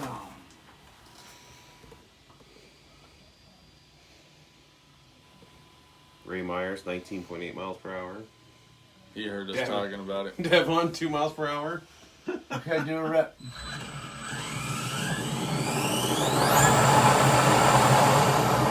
$25.9.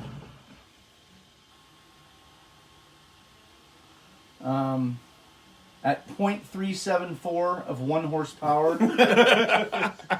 3/4 of a horse.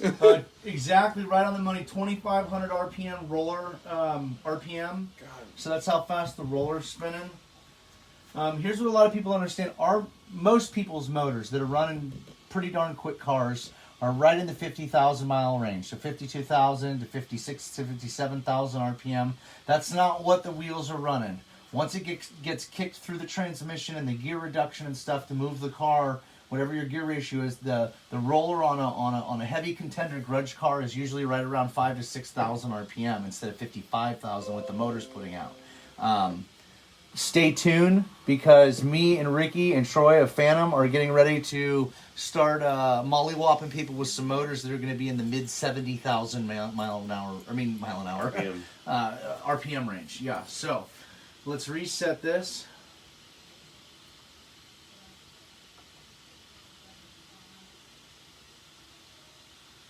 Okay, it's all yours.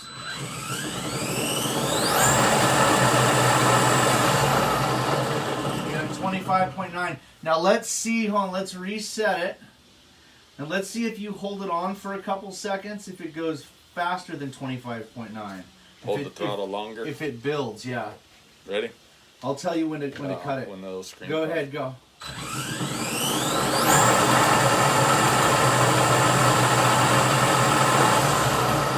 No, 25.9 is what Hey, I got 2.19 horsepower. So right out of the box with an 8200 milliamp, so mine's probably doing 24 then, or 23.9. With a Phantom 8200, I totally recommend getting one of these batteries. And a bone stock dr10. The only thing we did to it is we opened it up tonight and changed the grease of the differential to oil, a thicker oil. But stock out of the box, you can see it's 25.9 miles per hour. This time, so the horsepower, once you get rolling on this thing, the faster you give it to it, the higher horsepower and torque rating it's going to have. It's measuring at the speed that the frequency speeds it up to high speed. You know what I'm saying? From your hover speed on the dyno up to a full pull. The faster you get there, the bigger horsepower rating you're going to have.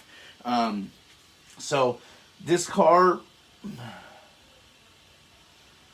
Yeah, I don't know. I think I want to start trying either to scuff this up or maybe putting a slight smear of maple syrup on it just to make it a little stickier. You know, just so you can. There's no. The only problem, see, in a real race car, what we do is we actually have an axle dyno, which means you take the wheels off the car and you take these units and you bolt them to the hubs where the wheels would bolt, and that is a dyno that'll handle 1,500 horsepower. So it has no wheels on it. It's just the dyno that's bolted to it. Robert, yes, that's 2S, not 3S. Yes, that is 2S. Anyway, an axle dyno eliminates the possibility of any tire slip. The only problem with a roller dyno is when you start getting high horsepower cars, you can actually get some wheel slip on it, which messes with your numbers. 9 times out of 10, it will mess with the numbers, obviously, in a negative way. You'll see less than what the car's really doing. But that's, to build an axle dyno would just be ridiculous. So yeah, 25.9 miles an hour out of the box. We've dynoed one. We've taken one apart. We've talked about it. I don't think anybody's dynoed one of these. This thing is pretty damn accurate since the last time and the first time we showed it off. I've been working with it in my spare time after work at night. Throw a 3S in it once. I don't own a 3S, so I don't either. yeah, I don't. It'll still peak till. Let's see it. Let's see it. So let's see if I can get the. So this is going to take peaks. So even though I didn't restart the dyno, if it gets anything more, it will change the numbers. So I'm just going to do a full pull right from a dead stop. Blow the diff apart. So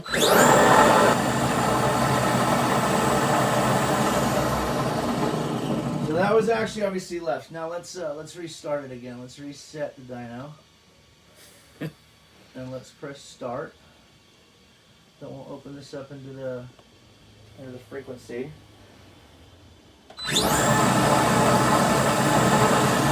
So as you can see, before it put out 2 horsepower on a rolling or an idling dyno pole, and this one was from a dead stop, and it lost all the horsepower. It still put out the same miles per hour, same roller speed.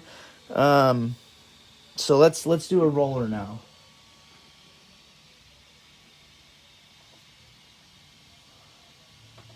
I need to get my mouse hooked up to it. Okay, so.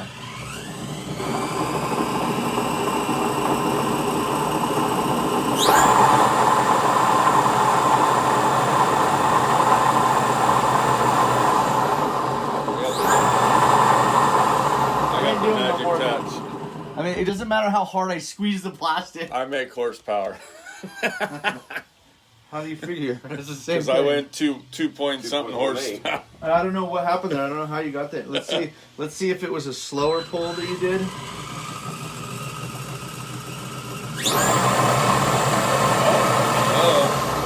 Almost a horse.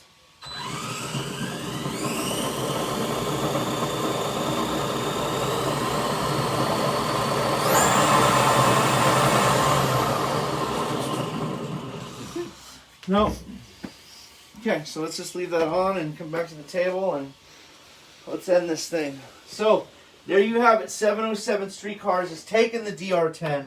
We have obviously noticed a bunch of quality control problems with this car.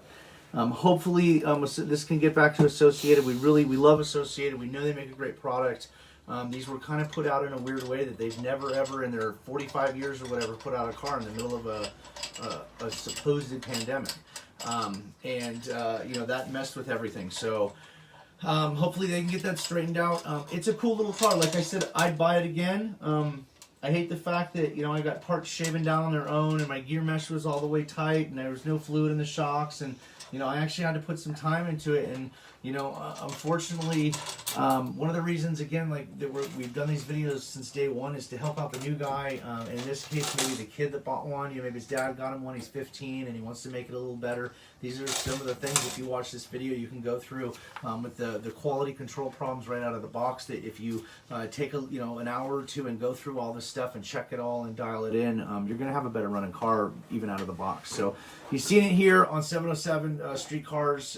Firsthand, it's 25.9 miles an hour out of the box, as opposed to 65 miles an hour as a grudge car would race. So there's a big gap there. There's a huge difference. Is there any other questions? You have my phone? Yeah, you do it. I'm going to scroll down. I don't know if mine was... Never accurate from a dig. Has to be rolling. Yeah. To get accurate. HP, FYI. The wheelie bar. Wheelie bars are hurting the speed right now. LOL. That was from Paul. Maybe if we put a Shark RC body on it, you want to Hey, see if that? the wheelie See bar if is it was actually, faster? if that motor That'd is be actually, crazy if it did like 26.7. You're like, whoa, just the body on it, dude. Well, if the wheelie bar, if the motor had enough power to use the wheelie bar, it'd be Yeah, different. and did the wheelie, you guys totally did it. I got it to hit the bar on the carpet. You can unbolt the bar on the DR10. There's no possibility of it pulling up unless you're going to put 3S to it. So Left some black marks on your carpet. that's cool. It's a garage. It's a shop. So I really do want to show. Where's the buggy? The big Down black yonder. Big Blackie. This is my new Techno, and I wanted to show this off because I just thought it was really cool. I put Johnny Cash on the bottom. For the people that can't see what he's doing or aren't familiar with this picture, he's actually doing that. So It's on YouTube. what is that? What does that mean? What is that? I just thought that was really cool. For what was the name of the company? Maddox Designs. Yes. MATTOX, and Stickers make you faster. stickersmakeyoufaster.com, and they make just some really cool stuff. This is my brand new Techno I built, and I wanted to protect the chassis, and I saw something from my era growing up, and I put Johnny Cash on there. So I thought that was job and show. that was pretty cool. Here, take that tank. That car actually is 100% Phantom powered. It has a Phantom speed control in it. It has a Phantom motor in it. It's got a Phantom battery pack in it. It's a really awesome car. It's a lot of power. So, Anyway, that's our wrap on the DR10, guys. Again, Race Wars is coming. Make arrangements. The more the merrier. This is going to be a fun family event. No problems from anybody. You will be asked to leave. We want to show people the hospitality and the hearts that we have in the Sonoma County, and we want our racers to come out. So if you're coming from out of town, you're flying in, you can't bring all your gear, we got you, okay? I think I'll have my trailer there with. We'll have our race Basically a trailer pro and all our shop. tables, and my mom's actually got 12 of these tables, so I can get them, and yeah, so it's going to be a real basic sudden elimination race, and you know, we're going to be doing tech between each race instead of impounding the cars and teching them all at once. We are going to tech the cars, and then they'll race, and then when that race is over, the next 2 cars will tech.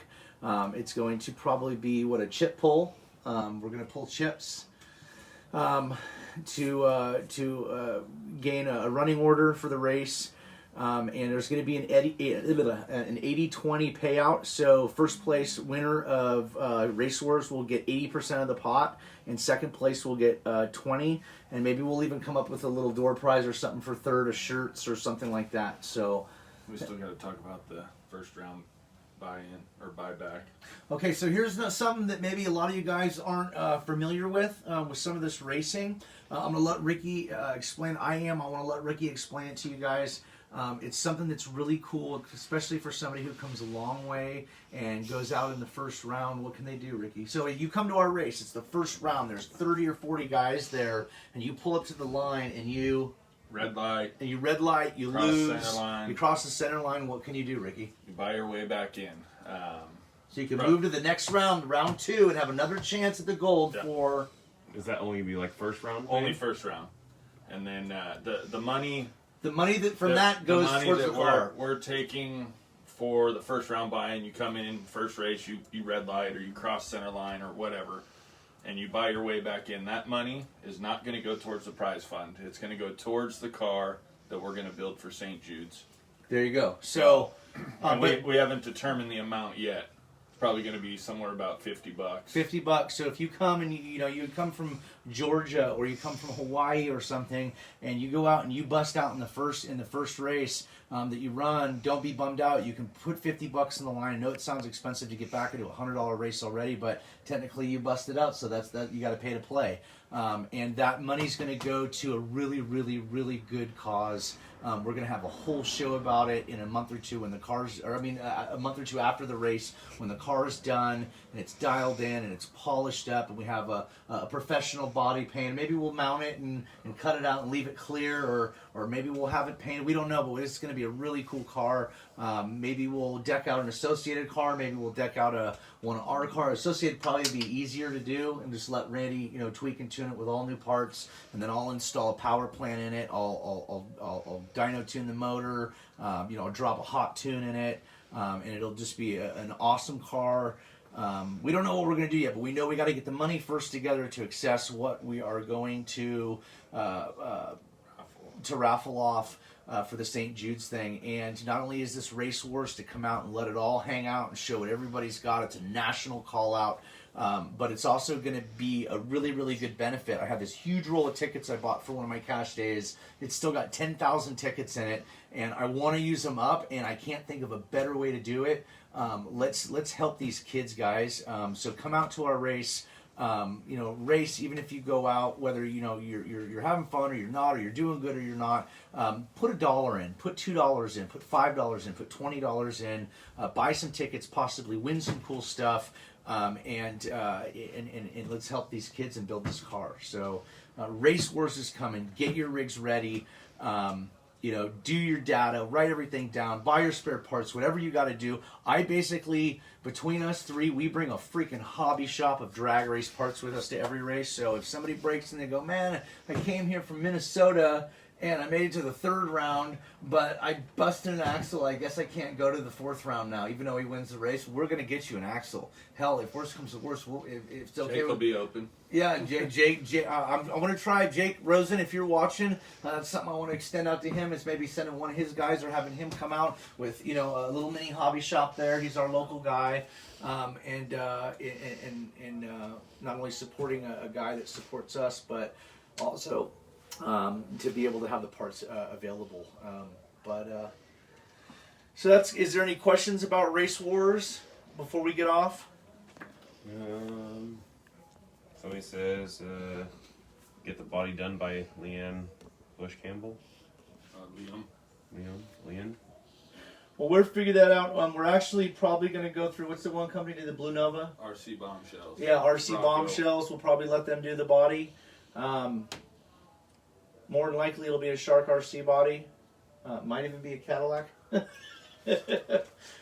But yeah, we're not going to get into that now. I mean, we gotta earn the money first before we can to build the car. But I know it in my heart that people are going to help out and they're going to believe in this, and we're going to sell when it's all said and done, we're going to raffle off a car and it's going to go for, I hope $100,000. We get to, the more money we raise for the kids, the more money we're going to send to them. So It's 100% proceeds go to them. No profit. 100% proceeds go to the kids. St. Jude's, there's a lot of places to donate, and like my grandma always did the Red Cross, and I'm like, Grandma, the Red Cross donates like 19% of stuff coming in. The rest of it is what it takes to keep the organization going. Well, the St. Jude's Children's Hospital is federally funded. It takes gracious donations from from places all over the world to keep the children healthy and to get them the stuff and the nursing and the staff that they need to get through some of these awful diseases. So, will our $500 or $1,000 from raffling off this remote control car in the long run be a small drop in the bucket? Yeah, but if we do 500 or 1,000 and somebody else does, and another guy, some rich guy donates 10,000, in a year, that keeps them going. So, I have a buddy of mine who's on my Facebook page, and he's got a little girl that was born with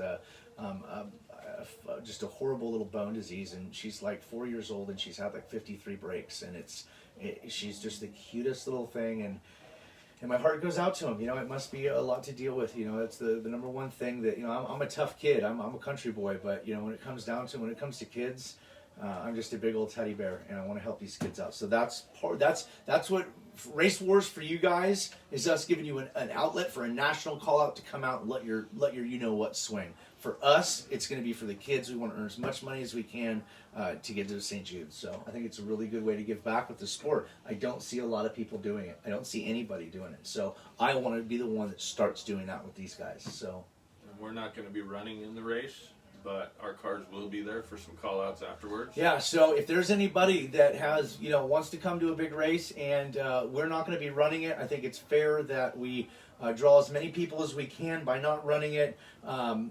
Considering who we are and what we do, I'll just say it, and then we have a bigger turnout. It'll be more fun for other people, and we'll save our racing for other people's national call-outs. But this is for you guys. We're doing this for you guys across the nation to come out and race, and we won't be running, but we will have our cars there. They will be cock-locked and ready to rock.